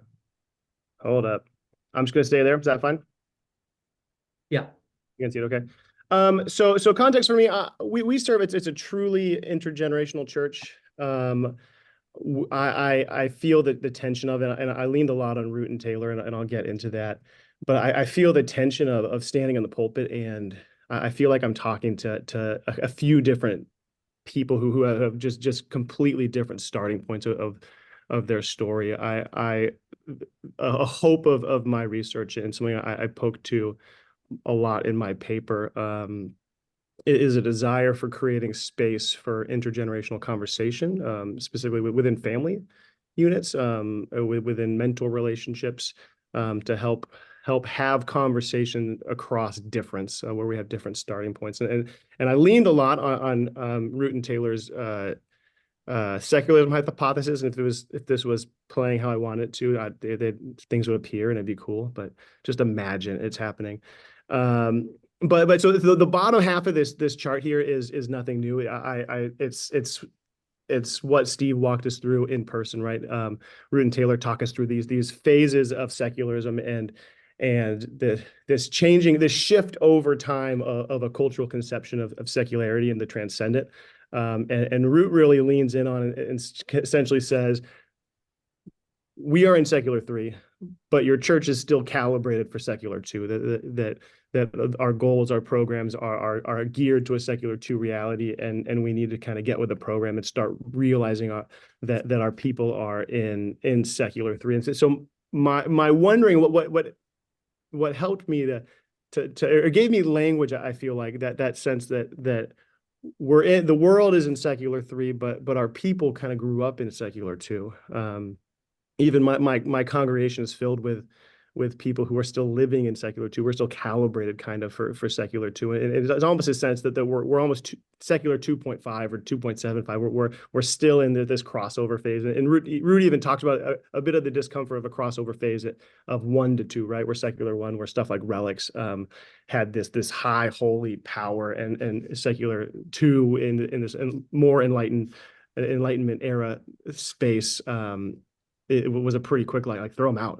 That's not something that has power.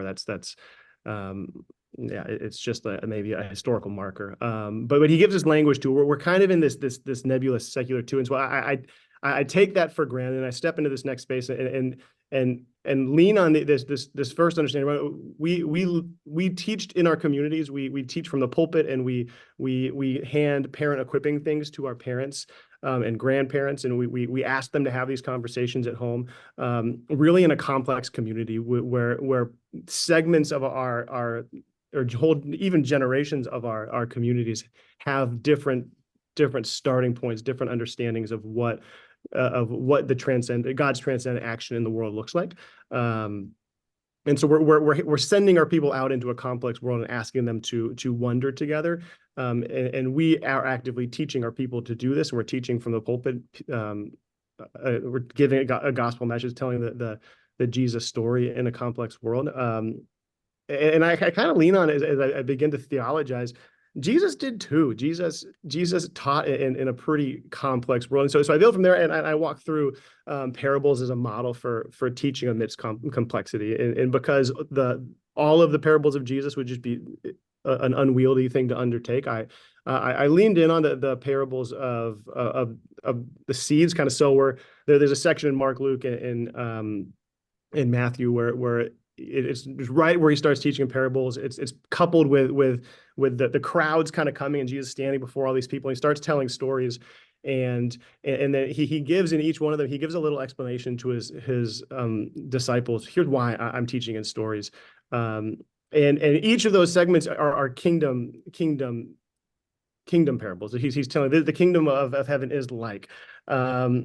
And it's this really easy starting point, because we can pretty materially look at the people who, or at even the Jewish community of Jesus's day, and see the diversity of thought on what kingdom looked like. And so we can pretty easily say Jesus was talking to big crowds of people who had different conceptions of what kingdom was. The Pharisees decided the kingdom was going to come through our good action. The Sadducees it's coming through the system, and we got to play the political system. The Essenes are like, let's get out of here, and we're going to build it ourselves. And there was a movement of let's violently overthrow. And so he's talking to all these people. Jesus is talking to a complex world. He uses parables, and I contend that his parables do three things. It roots and specifically this section of parables, it roots his teaching in a shared understanding and a shared cultural experience. Scott McKnight and talks about that is Jesus is telling these sower parables, that there would have been a common conception of Isaiah's prophecy that after the exile, God's going to come, he's going to re-sow Israel in the land. And so these people who are gathered together with a shared vigor for a renewed kingdom, but coming with very different starting points and understandings, are together hearing as Jesus talks about this idea of, hey, we're being re-sown, that God is in the action of sowing. It brings a disparate community into a shared space, that they have a shared conception. And he's using shared things that would have been everyday, that would have been understandable. And so he's rooting his teaching. He's talking about something that people want to hear in this shared way. And the second thing is, I say parables invite generative conversation. Any of us who we work in student spaces, right? The right answer for a student is almost never the quick, easy answer. Like a student comes with a question and we don't just give it to them. That there's more health that comes in generative conversation, of wondering together and trying to tackle it. And the parables kind of do that. People are coming and saying, what's kingdom look like? How do we do this? And Jesus tells a story. And then he says, those who hear, they'll hear, and those who don't will not. And Klein Snodgrass talks about how that's this picture of the power of parable, of story. forces us to talk about it. And if we want to talk about it, if we sit with the story, we take the time within our communities, if we want to get to the meat of it, we'll get there. But if we came looking for an easy answer, we'll leave frustrated because I came to hear how the kingdom was going to come, and he told me about a mustard seed, and that's infuriating. And so teaching and story Jesus it's intentional, it's effective, it helps people to sit in generative conversation.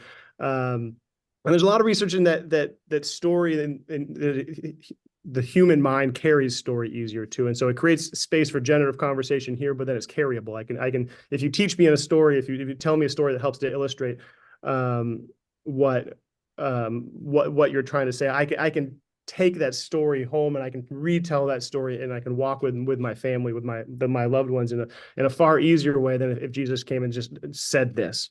He said, all right, the Pharisees, you got it right. Go home. Then it's not generative downstream.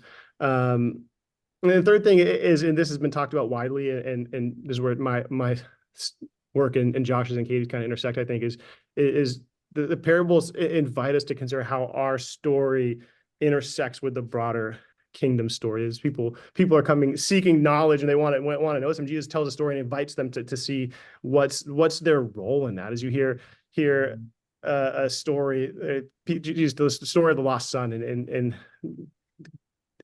or the story of the Good Samaritan, right? He's helping us to see. He's telling a story, but he's hoping that we see ourselves in it, and we see how we intersect with the world. People are coming to look for kingdom in these seed parables, in Jesus kind of answers their question of what the kingdom is like, but then also challenges them back, right? That is your soil good? Are you prepared to be a part of what of God's action of resowing Israel in the land?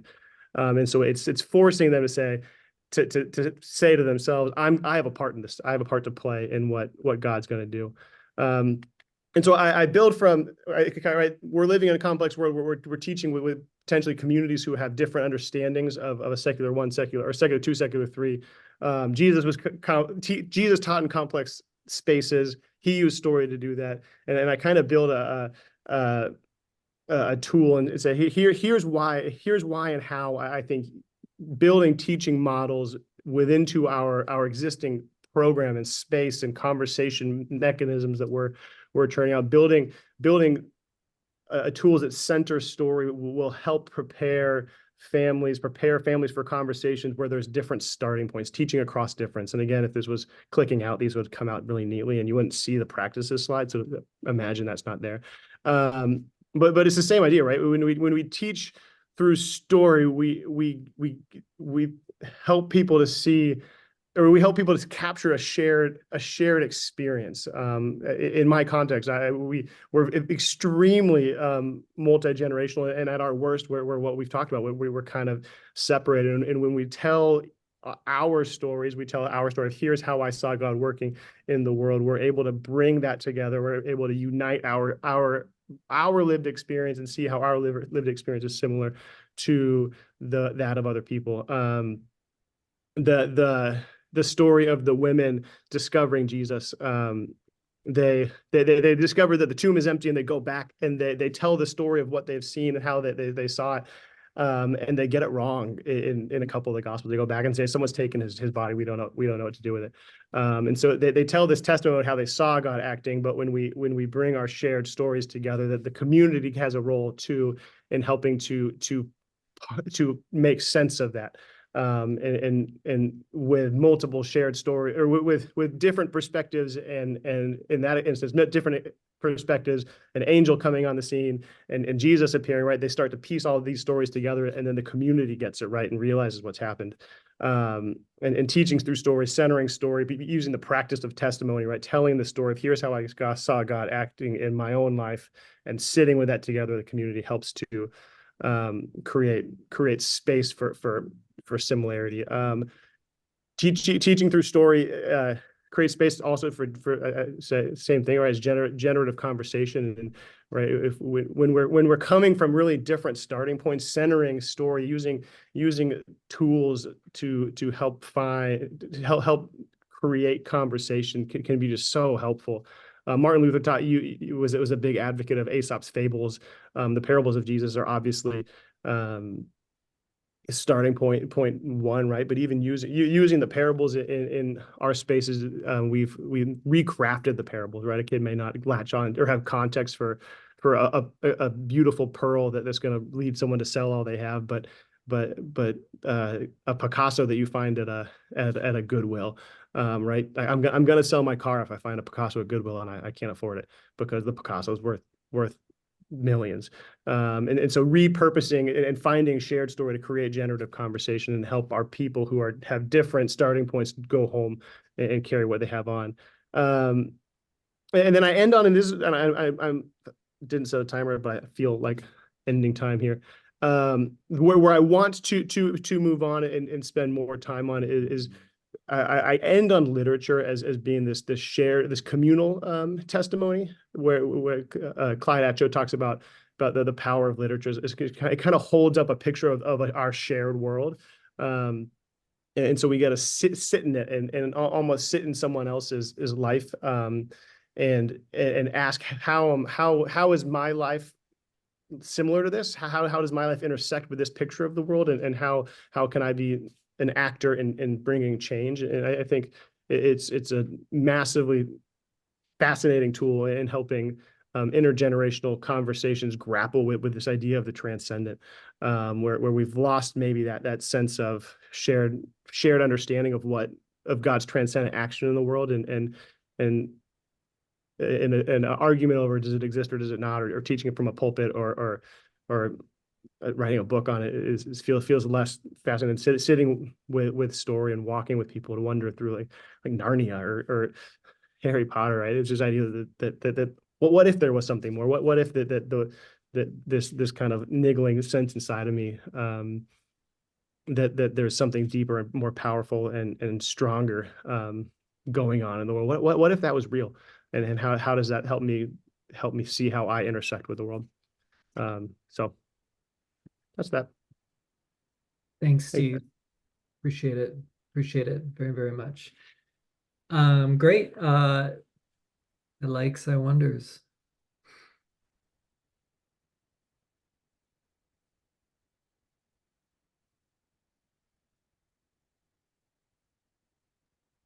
Steve, I really like the line where you say parables invite generative conversation, and just also kind of encapsulates, like, in the parables, there's people asking questions, there's some wonder, there's even some fear, like some people don't get it, some people like step away. And I feel like the parables as a place to teach young people or invite them into, it's not just information, it's very generative, and I just appreciate the way you frame that up for us. Thanks. Thanks, Josh.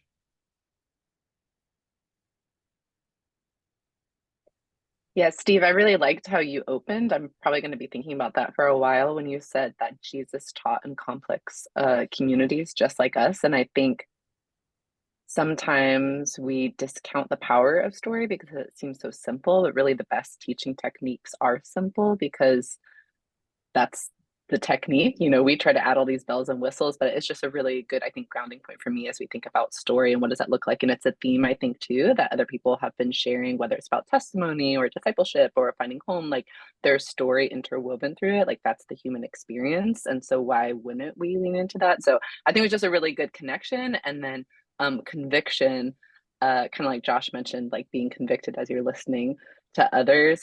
For me, on like how am I activating that, I guess, in my own context.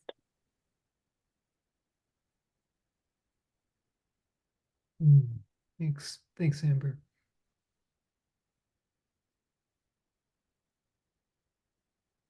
I'm really struck, Steve, by, I mean, I do think this idea of story is interesting to think about. It's almost like the translating space between the immanent and the transcendent, right? Like I think secular two people want to believe that there's like there's the sacred and they don't know where to go, and you're giving them a space in the sacred stories, and secular three kids that don't even think about the transcendent, like you almost open them up to a place that they haven't thought about where it feels different than the immanent, right? Like, you know, I don't know. I think there's something interesting about you sort of trying to carve out a space where people can kind of stumble into it, and it's in that power of story that the 2.5 can happen, perhaps. So I'm really intrigued by that.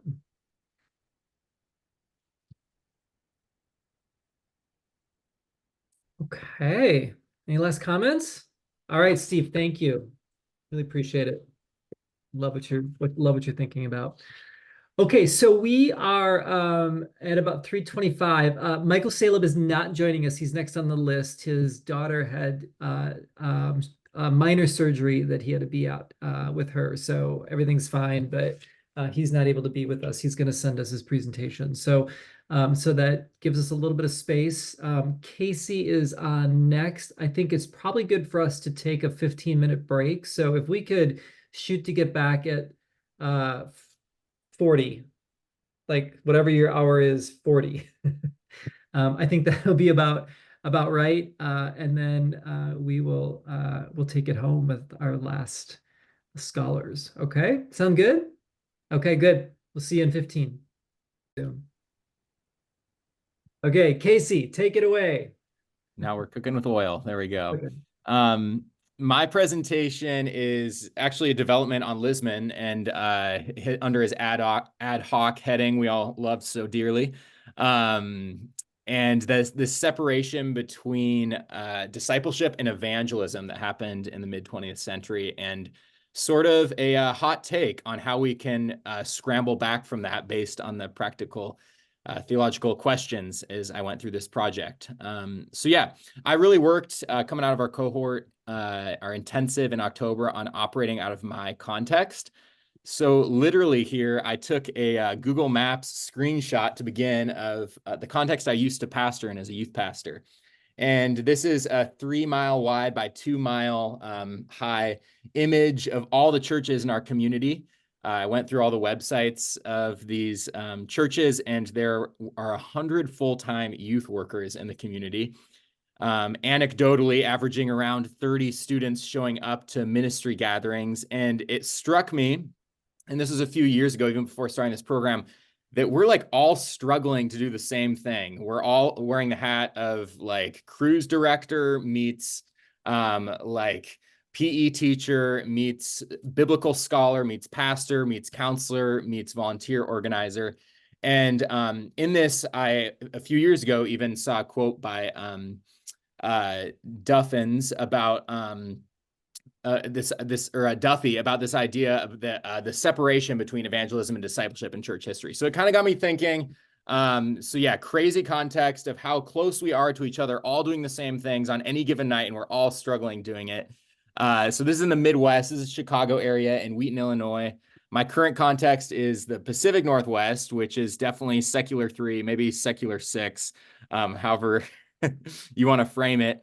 But even here, this is about 2 miles wide by, or I guess about a mile wide by a mile high. There's like 30 full-time youth staff in our community, and we're all doing the same thing one night a week of putting out chairs, buying pizza, singing worship songs, giving a relevant message to teens. So that's kind of what framed my thesis / hot take, which is the integration of youth into wider church discipleship coupled with a community ecumenical model of youth ministry evangelism is the best strategy to simplify youth ministries that have become more complex and less impactful over time. And again, the book I mentioned earlier, Duffy Robbins' How to Build a Youth Ministry That Builds Disciples, is where I heard of this split. So to go into the first question of practical theology, youth ministry just generally lacks long-term impact. Kenda Cressy Dean and Roland D. Martinson and OMG, a youth handbook from 2010, a little older, but they were identifying even in 2010 that teens are not being spiritually impacted by their time spent in youth ministry. And that young adults are not carrying forward their faith. And I cast the net wide in sort of the evaluation of what's going on in youth ministry world. Also, with that said, youth are struggling more than ever. We all know this data. I grabbed a quote here from Harold Masbach from 2014, that we're in a widespread culture that is offering our young a maladaptive account of human well-being, drifting away from the religious, philosophical, and artistic resources that previous generations had called upon to equip their children to discern what makes life worth living. And I stumbled upon research, just interesting research about college students. And when they get to college, that their mental health is in a terrible state. 1 in 2 nearly experiencing depression within the years of college. That is to the extent that they can't necessarily function day to day. And then finally, the last observation, which I love, nobody wants our jobs because they're really hard. Paul Friend in 2021 said that recent research by the Christian Youth Work Consortium shows that the number of people entering into Christian youth work training has halved in the past 10 years. Furthermore, a professor of youth ministry at Southwestern, Say What You Want About the SBC, said at any moment in the US today, there are several thousand fully funded youth positions that are vacant. So all that to say, I had some fun going into the why, and I really leaned into root, but I also found this book talking from 2016 by Darren E. Graham, looking at the marriage of big business fundamentalism and conservative politics. One interesting anecdote from that was a picture of Billy Graham's father, editor of in Christianity Today, like groveling in a correspondence to an oil executive, basically apologizing for being too dogmatic in his theology, and this idea that in the mid 20th century there was definitely crossover between big business fundamentalism and conservatism that resulted in this corporate culture starting to trickle into ministries and eventually into youth ministry, which is likely why we're all doing the same thing on Sunday nights, Wednesday nights, you name it, youth night. So that was an exploration I did via Graham. And then Andrew Root, and both Faith Formation in a Secular Age and then The Pastor in a Secular Age were really interesting works to go through for this project. He talks about how in the mid 20th century, Youth for Christ, Young Life, Campus Crusade, they all identify a need to step outside of traditional church to evangelize the youth. And so at several junctures, he sort of makes fun of that in Faith Formation in a Secular Age, which is ironic with me being on Young Life staff. But then he goes on to say that beyond that, what happened is churches started mimicking Young Life, Youth for Christ, Campus Crusade, and the FCA, these ministries, in that it started to water down the discipleship that youth had experienced traditionally in church settings. And then on top of that, in Pastor in a Secular Age, he talks about everyone trying to be Jonathan Edwards, Henry Ward Beecher, Rick Warren, and this idea of the ruthless pursuit of authenticity and approachability in the pastor. And in turn, what that's done is made a lot of ministry just sort of an entertainment time where discipleship or evangelism, neither of them are happening. And then finally, I found a great article, the connection between youth ministries, division of evangelism and discipleship, and the lack of retention of youth in North American churches. Pretty much the silver bullet I needed for my thesis, which was this move towards segmentation in the mid 20th century that now has resulted in a point where Duffy Robbins would say everyone has a cocktail of discipleship and evangelization in their youth ministries, and it's hard to identify which is which and what is doing what. So that was the why behind a lot of what I looked at. And then the what ought to be going on, many of you will recognize this from our readings this year. Eric L. Mathis, I looked at his exposition of Romans 12:1 and his inclusion of James K. Smith, claiming that we should be worshiping beings, not consumers, and taking as application that probably youth should be engaging more on an intergenerational basis with adults in worship. Amanda Drury used her work and then exposition of 1 Corinthians 4:16 is this idea that when we testify, like Dane was saying, that there's this opportunity to actually realize transformation, and that our subjective realities become our objective realities when we do testimony. Then William Dryness and Oscar Johnson, from them, they talked about youth benefiting from cross-cultural and cross-denominational exposure. And Revelation 14:11 is this beautiful picture of worship and a goal of that. And then finally, Sharon Ketchum, we've all used mutuality. What a beautiful idea. This missing idea that all are different pieces of the body of Christ, and that getting our eyes above just our immediate context is critical. So how do we get there? I got real practical with application, and this is why my thesis is in many ways a hot take, that we should recenter youth discipleship alongside adult discipleship, bringing youth up from the basement or the youth building and into discipleship alongside the rest of the church. So a few questions here. Sunday morning, incorporating more teenage leadership, bringing youth more into a small group format instead of being its own standalone church service for many, with games kind of tacked onto it.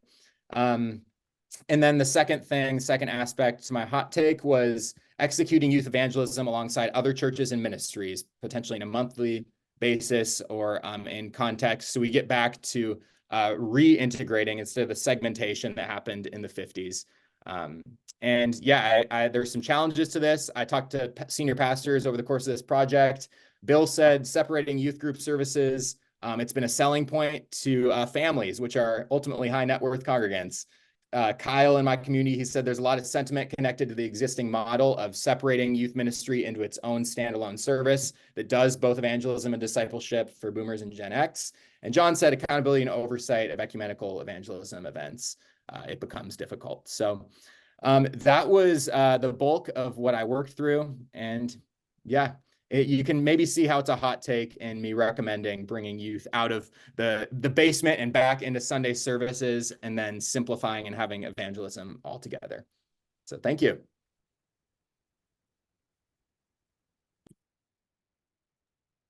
Thanks, Casey. Really appreciate it. Love the hot take. Thesis/hot take. I think that's a great way to think about it. What do you like? What do you wonder? Casey, I just sat in a meeting today where our high school, I do middle school, our high school pastor presented to our senior pastor the idea that we no longer offer high school specific Sunday morning programming because it's like we're about to launch them into college. Why are we inviting them into something separate? So kind of the movement you're suggesting. So it's real life, right? Maybe How was less that of a hot received? take, less of a hot take than I thought. Sorry. Sorry, did you say something, Steve? Yeah, I was gonna say, how was that received? Oh, well, they were like, okay. Wow. Okay. Casey's work is already making an impact. That's amazing. Any other likes or wonders? Yeah, Casey, I really appreciate it. I feel like we've been having very similar conversations within our own church, and so it's very relevant to what I'm currently experiencing. But I think you had great points in there, and I think I just wonder, and we've experienced this, and you named it, of like how you bring the rest of your congregation along and saying this is like valuable and important, and how you paint that picture for them of like why this is necessary. And I feel like that's where we've struggled a lot. And so like I think I'm just really wondering of like how do you do that well, and how do you really invite them into that, and at the same time like still give students like the space they crave to like be with their friends and to like be silly and to not feel like they have to like perform while they sit in church on a Sunday morning. And so yeah, I think really, really great stuff. I think it is where a lot of people are like, thinking and wondering about for the future, like both youth ministry, but church as a whole. So I think really, really great stuff. Thank you. I wonder if our sermons could get shorter if we did this. Nice.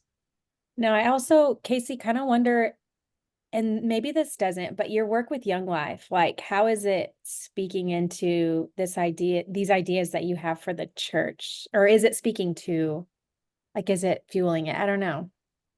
Yeah, like Young Life's been the problem in many ways. And that's what I agree with Root in that, in like introducing this kind of like, it's a sin to bore a kid with the gospel, Jim Rayburn in 1940 saying that. But I think Young Life can be part of the solution in leading these ecumenical, like youth outreach type events. So I had another slide, I was going over time, but where we're trying this actually Friday with some churches and Young Life, and there's like 200 middle schoolers coming to like this activity center, and it's all evangelism focused. And we're trying to, in my community, be intentional with this, and then sharing some like half youth staff, half Young Life staff.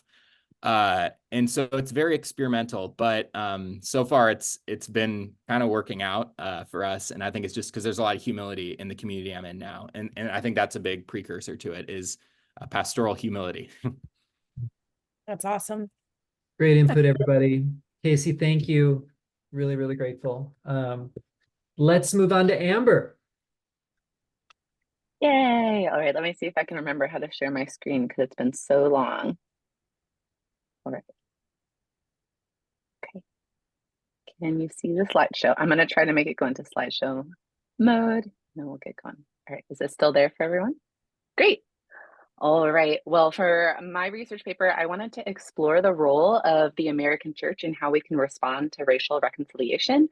I chose this general topic. One, just the readings from this year really inspired me and encouraged me to dive deeper.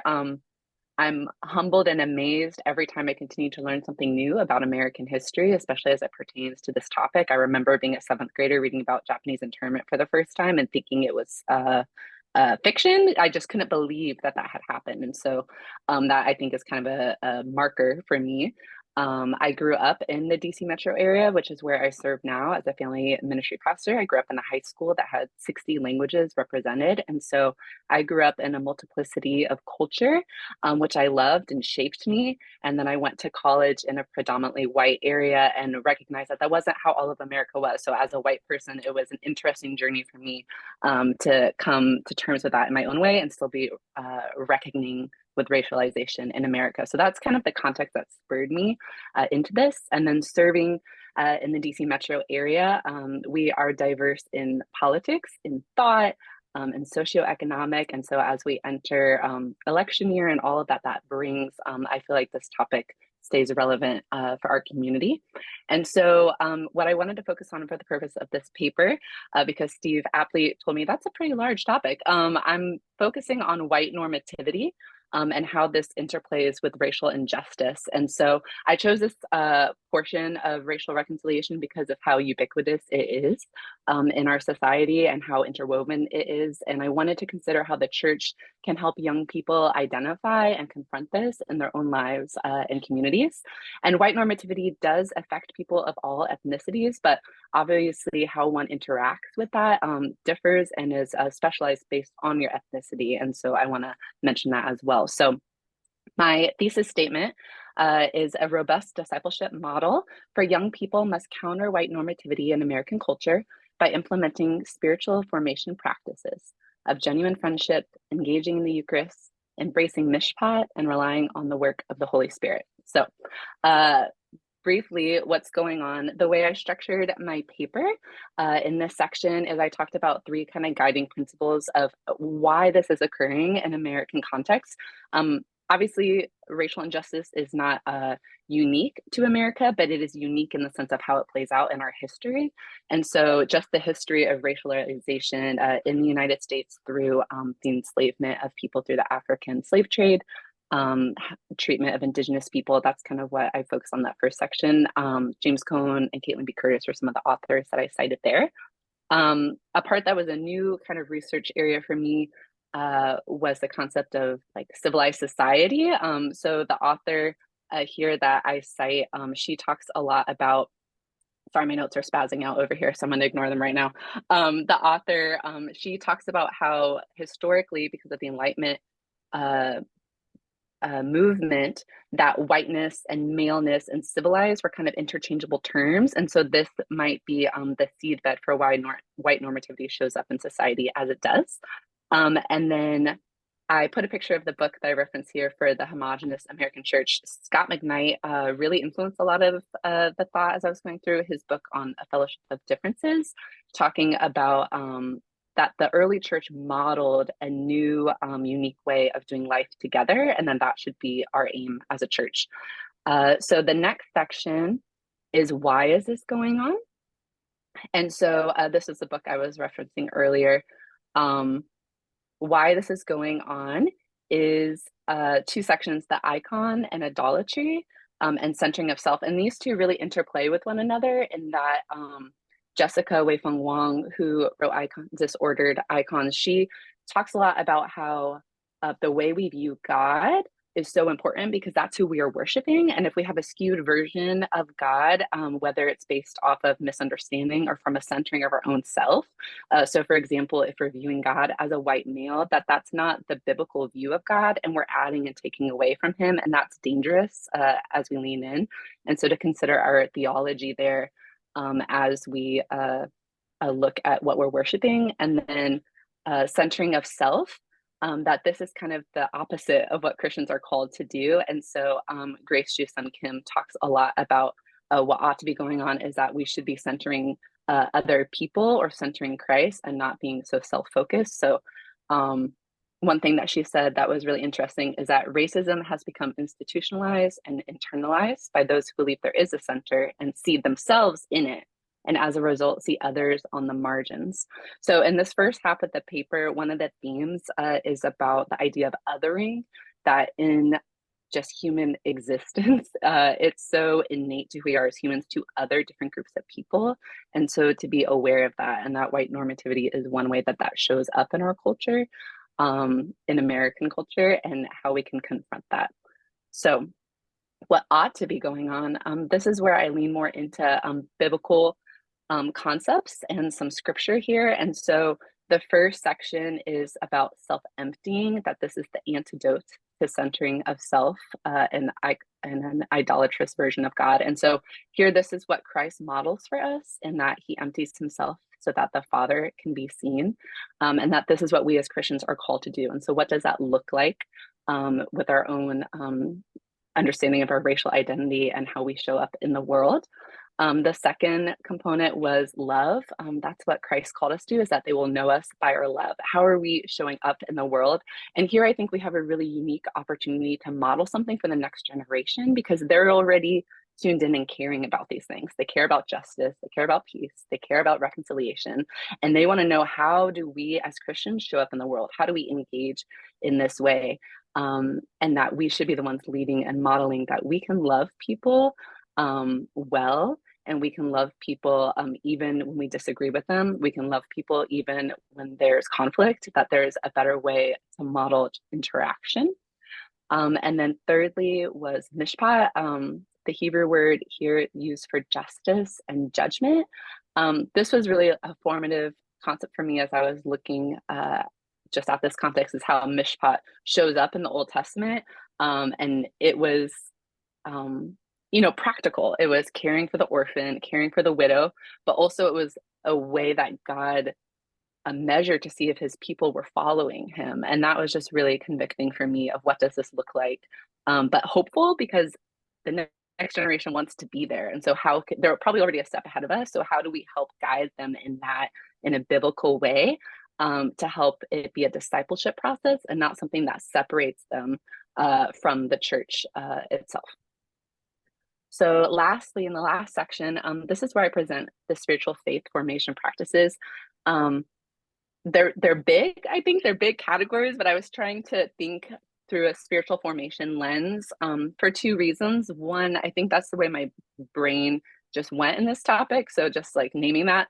But two, I think the big idea, the big question I'm wrestling with is, as we follow Jesus and we grow in discipleship in ourselves and the people we lead, how should our lives look as we interact with people of different races, and how should our own understanding of how we show up in the world and our race be discipled and be sanctified? That's the word I'm looking for. So how does that show up, and what does that look like?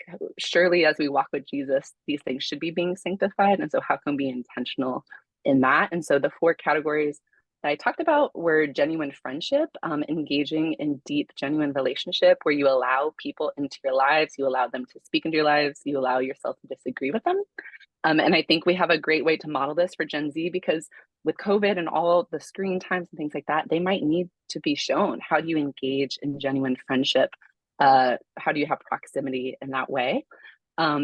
And one of the ways you do that is by sharing the table together, which we model through Eucharist, and also sharing a meal. Jesus modeled this as a way to engage with people by breaking societal barriers. Like, he was revolutionary in this, by sharing a table and a meal with people of different genders, ethnicities, class. And so this is a model that we have. Jesus showed up through presence and proximity, and we can invite the next generation to do the same thing. Thirdly, joining into God's redemptive work in the world. A lot of times I think we think about justice as like big things, like how do we go out and save the world? But here I was leaning more into how do we start with showing honor to those that are often not shown honor in our culture? How do we show honor to those that are overlooked, to affirm the imago Dei in each individual, and then listening well. That's actually a core value of our youth group, is to listen well to one another. And so pulling that in, I think there's a way as a church we can help young people grow in that skill and be intentional about helping them learn to listen and listen well.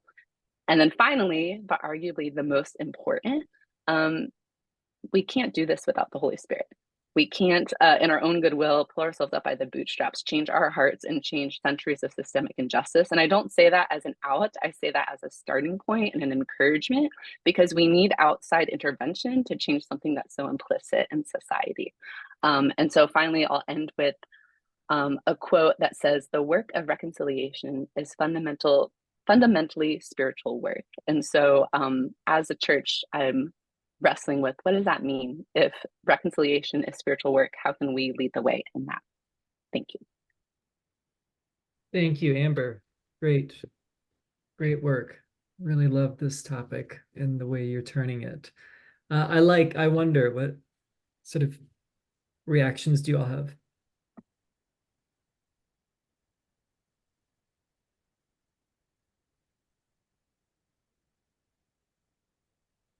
Amber, I think I like the idea, the last slides of that you mentioned about the genuine friendships, and as well as you mentioned about the how as the Gen Z they need to be modeled. Something that actually I can resonate with that and see as well in our context, that actually is a friendship is not just because of there's a certain program or certain things that we need to do together, but it's more like a journeying together, like a genuine one, and then through that the journeying together, they can model us. Yeah, I like that. Thanks, Lisa. Thank you. When you were presenting, I was thinking of how it connected to the work I was doing as well. Amber, I also liked what you said about they might have to be literally shown friendship. I had a parent this week say, I monitor my kids' phone and their conversations, not because they're doing anything bad, but because they're so bad at like initiating friendship. Like they don't respond to people, or they don't say happy birthday back. And so she's like, I have to teach them how to be a friend. And it struck me. So Thanks, Morgan.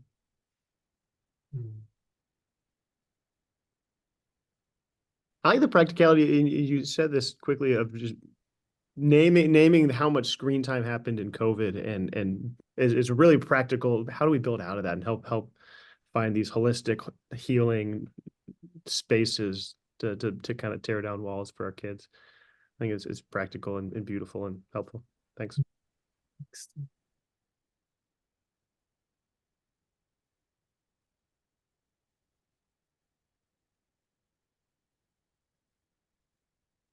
I think, Amber, you're gracious, but this is a shot over the bow. I think it's really powerful. You're trying to decenter whiteness. And I think the impulse can often be that we just think about it from a cognitive standpoint of the debates that we have to have, or the changing of the thinking. And I love the way you're turning this toward a much more embodied way to come at this, which is actually, I think, more effective and quite inspiring. So, and accessible, I think, too. So thanks.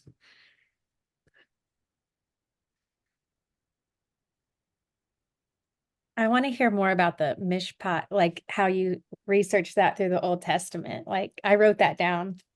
Like I want to read that part of your paper. Super cool. You know what? I actually had, not that I had a lot of slides on that, but I forgot on the last page I put my works cited, so I guess I'm not as helpful. But that honestly, I think is a whole other category. But Steve told me I had to stay at 28 and a half pages. No, it's not 20. I'm just kidding. Yeah, I went over too. I'm on like 26. 26? Yeah, sorry. It's the footnotes. Oh, okay. All right. Footnotes are what we use when we feel bad and we don't know where to put it. It's also what professors do with recommended reading. Great, y'all. Hey, well, great. Amber, again, thank you. Great job. Thank you for what you shared. It certainly has inspired our thinking. Okay, we have Taylor here. You all have made like a tremendous amount of sacrifice to be here, and I honor you for that. But Taylor literally is like just got back from a youth retreat, and he just pulled in and he's giving his paper right now. So Taylor, way to go, man. You are a scholar and you are a youth pastor all at the same time. So I'm gonna hand it off to you. Excellent. Okay.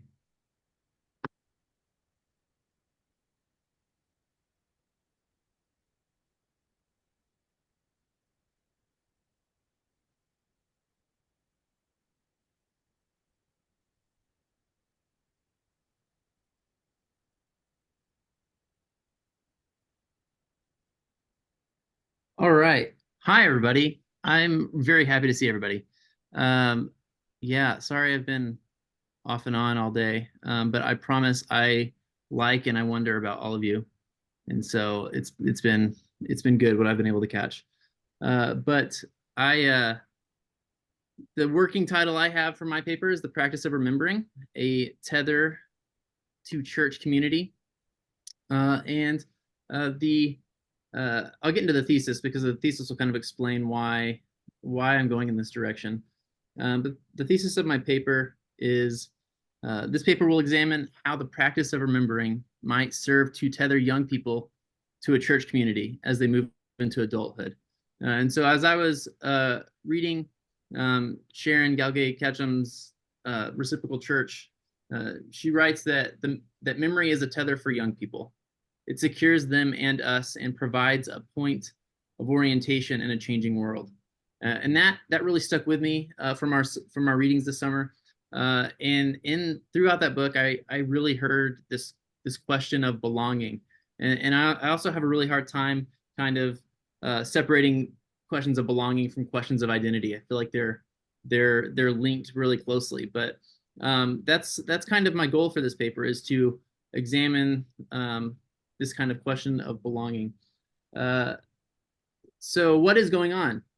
Well, young people are leaving the church, and the literature that I used most in this section of the paper are from "You Lost Me" by Kinnaman, "The Great Dechurching" by Davis Graham, and "Burge Within Reach" by Ben Trueblood, who uses a lot of Lifeway research, and then Lifeway research projects from 2007 and 2019.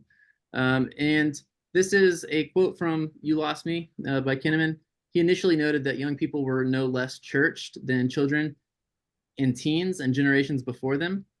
Right, and he writes that the problem is that much spiritual energy fades away during a crucial decade of life, the 20s.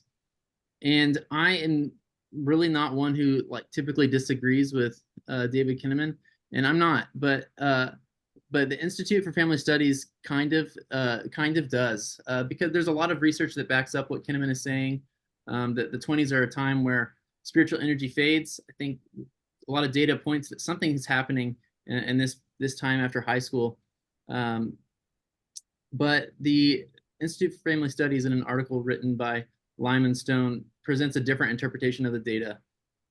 In direct response to Davis Graham and Burge's "The Great Dechurching," Stone writes that dechurching, aka secularization, takes place during childhood, and he uses all this data, a lot of the same data, and kind of points to that.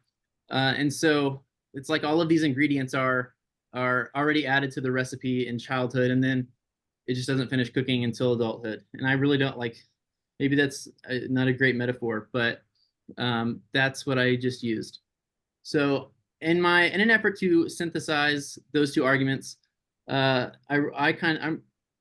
is what I present, that while young adults need discipleship, spiritual direction, and church community, circumstances that occur earlier in adolescence are a greater determining factor for whether or not they will leave church after high school.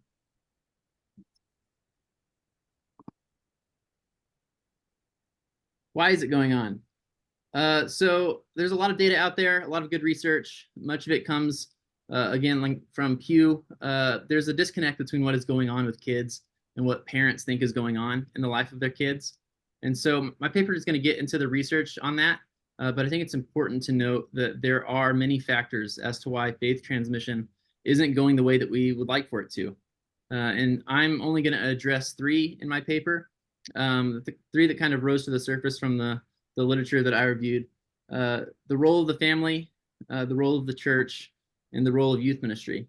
And so I'm taking a look at these 3 and see and kind of thinking about what might be happening on these 3 fronts that is not helpful when it comes to faith transmission. What ought to be going on? Well, they should stay in church. Young people should be tethered to church community through high school, college years, and into adulthood. So I think what ought to be going on is young people should become lifelong disciples of Jesus in community with others. And again, I was really captivated by Ketchum's idea of remembering, serving as a tether to community. And so this is kind of the section of my paper where I introduce remembering as another way to aid in faith transmission into adulthood. There's so many examples of remembering in Scripture, and so I want to examine biblical models for the practice of remembering and what it might look like to be a church who remembers today. And I think that there's a good chance that your church remembers, but in practice is remembering better than my church.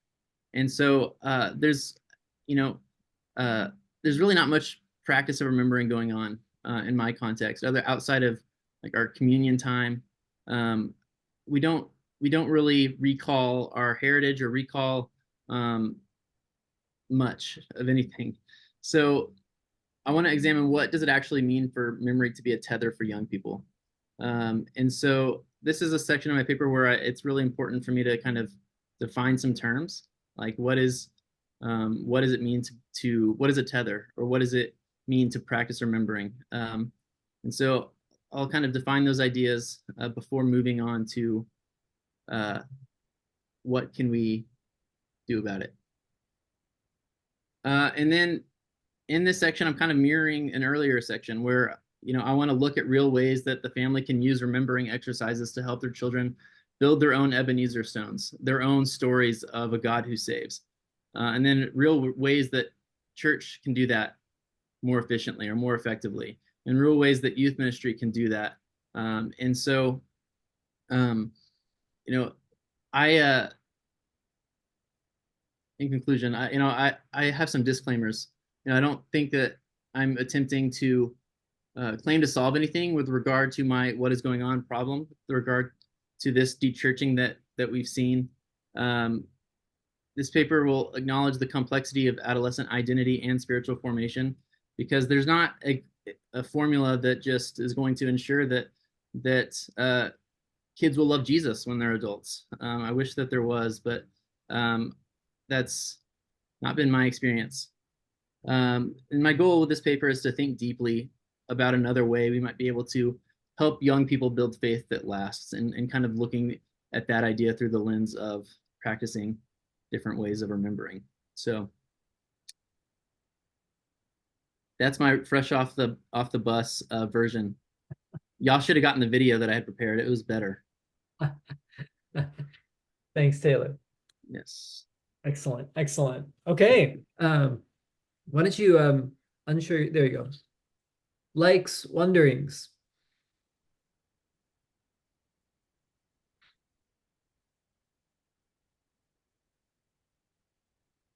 This is so simple, Taylor. I love the courage to kind of come at David Kinnaman and I don't know, take something that you've read and received and challenge it and ask some hard questions and poke and prod. I think it's very easy to take everything we receive and like, oh yeah, that was good. At least for me. So it takes courage, and I think you ask some good questions and all marching towards a good and holy thing. So well done.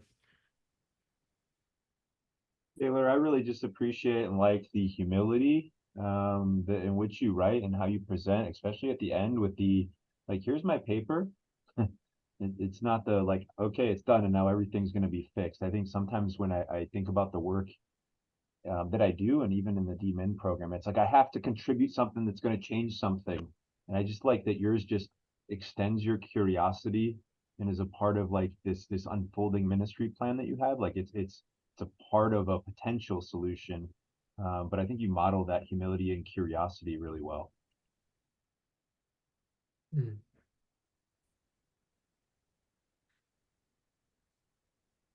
I really like the section you started to go into about like the Ebenezer.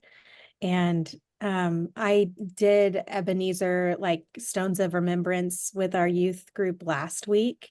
We passed out stones and paint pens, and they were asked to remember a time God helped them. And this is just our 7th and 8th graders. And they painted it on the stone. And then as they went around the circle and like shared their story, then they would put it in the middle and like stack the stones. But I was thinking about my kids through your presentation because it's that like relatable. Good. Thank you. Hmm.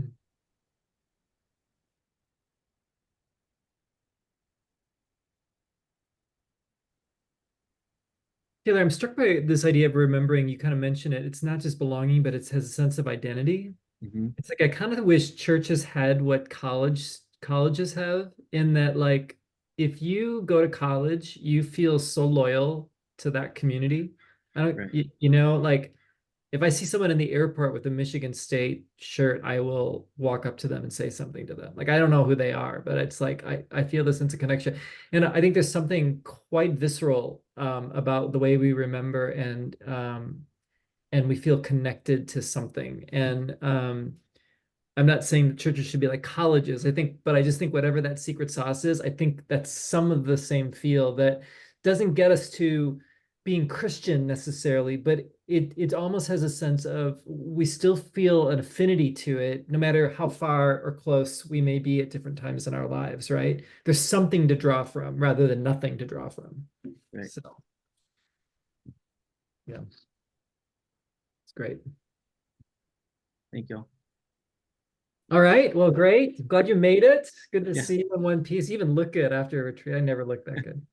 It's the lighting. It's the It's the lighting. All right, Morgan, you're bringing it home. Phooey, going last is not for the faint. You made it though. We're here for You've got this, everyone. It's almost over. Okay. All right. Well, a youth worker's guide to doing narrative youth ministry. Let's talk about it. The part behind this topic for me actually came from when I started the job I'm currently in. I luckily got a couple months to really just ask questions and get to know the people in the church and its story before I launched a new program. And one of the chief complaints I came into was like, hey, these kids don't engage with anything. Like they're not interested. We just can't get them to talk. And what I actually, after spending some time with them, what I actually found out was they just have very, very little knowledge of the Bible stories. And so a lot of the questions being asked subsumed a lot of knowledge that just wasn't there.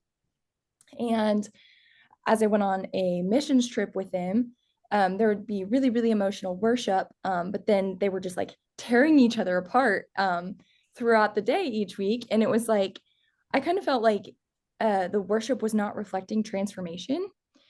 And so it got me wondering, how can youth workers, or what can youth workers do to really capitalize on Bible fluency and transformation in young people? Because that's what I felt like was really missing, which led me to exploration and ultimately led me to narrative theology, which if you've never heard of it, because I really hadn't before I started writing this paper, it's really like imagine a coin. If one side of the coin is systematic theology, the other side is narrative theology. So systematic theology being kind of this organizing of doctrines of God and categorizing and really intellectually processing. And narrative theology offers something different, and I think something really, really helpful for youth ministry today. So the first question, what is going on? I really do an overview of who Gen Z is, specifically looking at 3 things: Gen Z's relationship to Jesus, Gen Z's relationship to the Bible, and Gen Z's relationship to the church. So Becca, I used some of the same research you did from Barna, but I won't tell you the specific data just because I timed myself earlier and I went way over. But I can tell you this, Gen Z's relationship to Jesus is really, really positive. According to what actually categorizes as an influencer, Jesus would fall into the category of an influencer like today amongst Gen Z. They report having really positive feelings. So then it's like, okay, what's their relationship like to the Bible? Because if it's that great, like, shouldn't we just be busting at the seams with Gen Zers? Gen Z's relationship to the Bible, again, really, really positive. They report the Bible being a good place to go for just random life advice. And that's not just Christian Gen Zers, that's just Gen Z at large. They consider it to just be a book of almost like wisdom, which again is super encouraging. So I'm like, hey, they like Jesus, they like the Bible, what's the problem? Which I think we're getting to, which Gen Z's relationship to the church is not great. That's where all of the stats start to drop pretty bad. Which led me then into the question about, like, why is this going on? What is happening between the relationship with Gen Z and the church?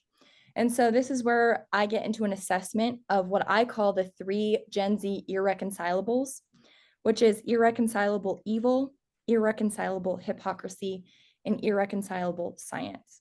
So when it comes to hoping that Gen Z can like believe and imagine themselves as a part of this faith story, these are the 3 things that they just can't fit together. They're like, hey, this doesn't make sense. It's not cohesive.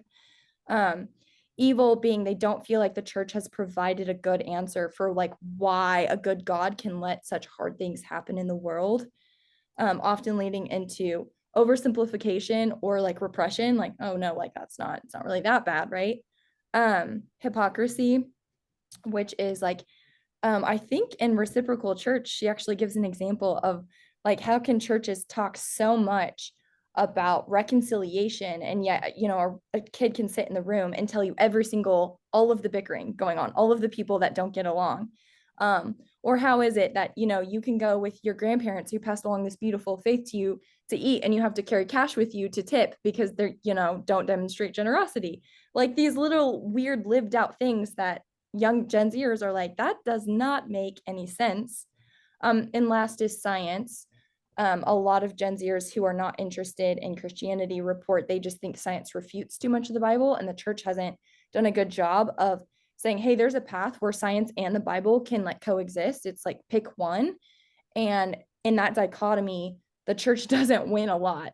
And so it's like, do we want to keep going? Do we want to move forward with that being the basis? You have to pick one, or is there a way that we can start to make paths for really them to complement each other?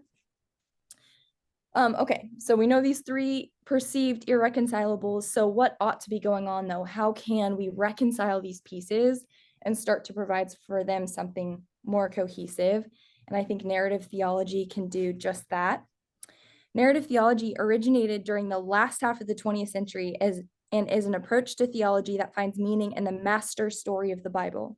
It asserts that the Bible is the story of God's relationship with his people. Scripture is not primarily to teach us principles, rules, or facts about God, but rather to form us into people and communities that relate to God. There's an immense difference between facts and intimacy. The Bible offers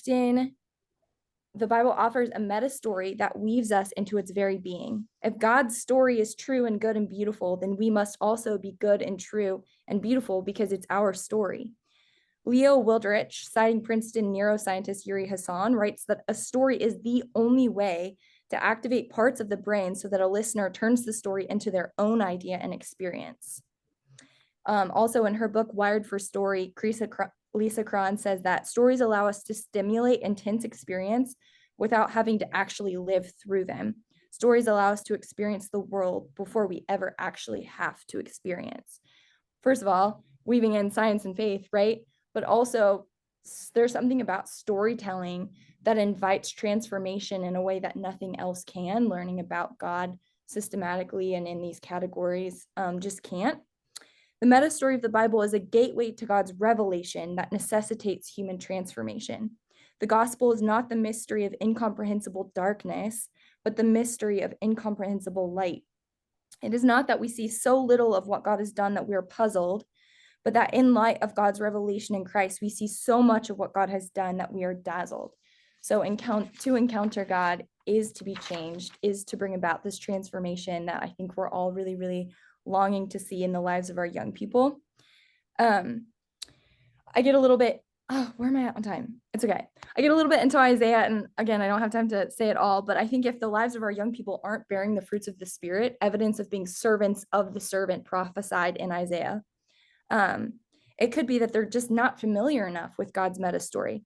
And this is cheeky. This is me channeling my inner Casey. Perhaps Gen Z needs fewer catchy self-help sermons based off loose interpretations of one-off scripture verses and more exposure to the Bible's grand narrative. Conclusion. Being a meta leader, oh no, I'm skipping something. So how do we respond, right? If we think narrative theology offers a path forward, I think we respond by one, becoming meta leaders ourselves. I'm using this term. We have to become biblically fluent ourselves. From that, we cast meta vision. So we don't just utilize, youth workers, other volunteers as, babysitters, but we help them see this big map, the big picture of what we're doing, where we're going, why it's important that students understand this, and then ultimately train them up in that, hopefully we're not doing just sending them questions to ask in small group, but it's like, hey, spend some time in this story. Think of 3 questions that you wonder about the person of Isaiah and what he was feeling in this story, like really leading them through imagining things themselves, and growing in their intimacy with the story, and then leading from that space instead of this super pragmatic, like step 1, ask this, do this approach. So I think that's a really quick version of how we can respond. But being a meta leader with a clear vision and committed volunteers is a framework on which the student invitation into God's meta story stands. The concept of salvation within youth ministry can vary. Some students may be invited to say a particular prayer to accept Jesus into their hearts. Some might raise their hands in response to a pastoral invitation to salvation. Some might be in a tradition in which they're invited to complete confirmation to confirm their faith. I understand the basis and reasoning of these methods, but they can leave students with more questions down the road, like how do I know if I'm still saved? These questions can lead us into pragmatic and systematic answers, but what if the conversation about salvation revolved more around story? What if we ask questions like, do you know God's story? Have you witnessed God's goodness? Are you right in the middle of a wildly beautiful story God is writing, and what is your role? Questions about salvation often stem from concerns about human works and movement away from God, but God's meta story is a reminder that there's no human work so bad that God's grace is not greater still. It's a reminder that wherever humanity wanders, there is God. God is with us and for us, and that will always be our story. So this is why I believe Gen Z needs narrative youth ministry. Thank you. Thank you, Morgan. Thank you so much. Well said, well animated, quite meta. It was great. What do you like? What do you wonder? Reactions. Well, I'm noticing a thread amongst a lot of these papers about sort of this idea of, tethering meets generative, like so parable type teaching, then meets narrative theology, and how there's this path forward for Gen Z that revolves around sort of, it really goes back to saying is believing, and like just speaking forward a religious truth instead of trying to always institutionalize it the way we do in Christendom. So it's, I don't know, I'm just noticing a thread after we've gone through a lot of these, and it sounds like we all kind of are picking up on the same things this year. So I thought that was really cool. And Morgan, you just capped it off really nicely with that on narrative theology. Thank you. Thanks, Casey.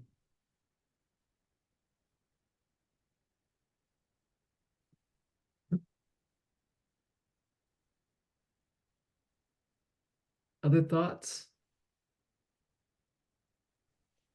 Morgan, I liked how you painted a really positive picture, but it wasn't disingenuous. You were showing the strengths and the connections to what's already innate in Gen Z, and then how we can match that to the gospel. But it's not manipulative, it's just calling out the good and the things that God's already at work at. So I just found, I was taking notes for a lot of people, but I didn't take notes in yours because I was just like so engaged. I feel like you did a really good job using narrative to keep us interested in what you were saying. But I think it's a great hopeful kind of topic to end on as well, which I think is cool. Thanks, Amber. Thank you. Others?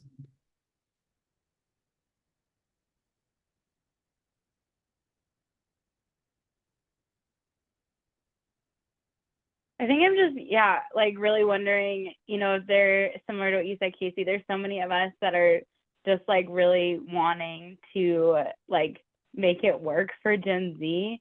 Like, how much hope can we have for like the future of this generation? And you look at numbers and it's so like feels somewhat hopeless. And especially like in the relationship with the church, like you said, Morgan, but I think there is so much hope. And I think you did communicate that, and like so many good ideas of like what could be and what the possibility could be of how we can share like Jesus and like the importance of who Jesus is with this current generation. And I think you just presented that and painted that so beautifully. Thank you. Great. Anything else? Morgan, the only thing I'm sitting with, and we'll, you know, I'm sure we'll get a chance to talk about it more, is that the whole idea of a meta narrative is really, really powerful. And I think there's a suspicion philosophically of meta narratives, that they can be oppressive and manipulative, right? Like, who's to say who has the meta narrative, right? So I do think there's maybe a semi-meta narrative, in the sense that there's a Christian meta narrative that we would ascribe as the narrative that explains the world. But I do think that I do think there's a shadow side, at least a suspicion from some, of just saying who gets to say. But I think that's more philosophical than necessarily practical, because I think you presented a wonderful way forward. So I really appreciate that.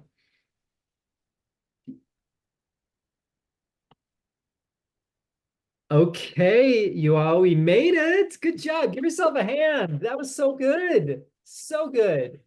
I love the way you're making connections with each other. I hope that it goes beyond just this time. I really hope that you all can reach out to each other and find your conversation partners. I think it will really help you as you continue to write and think about these things. So that's great. We're gonna, well, I guess everybody's gonna come back. Andy's group is just about done. I just texted him, and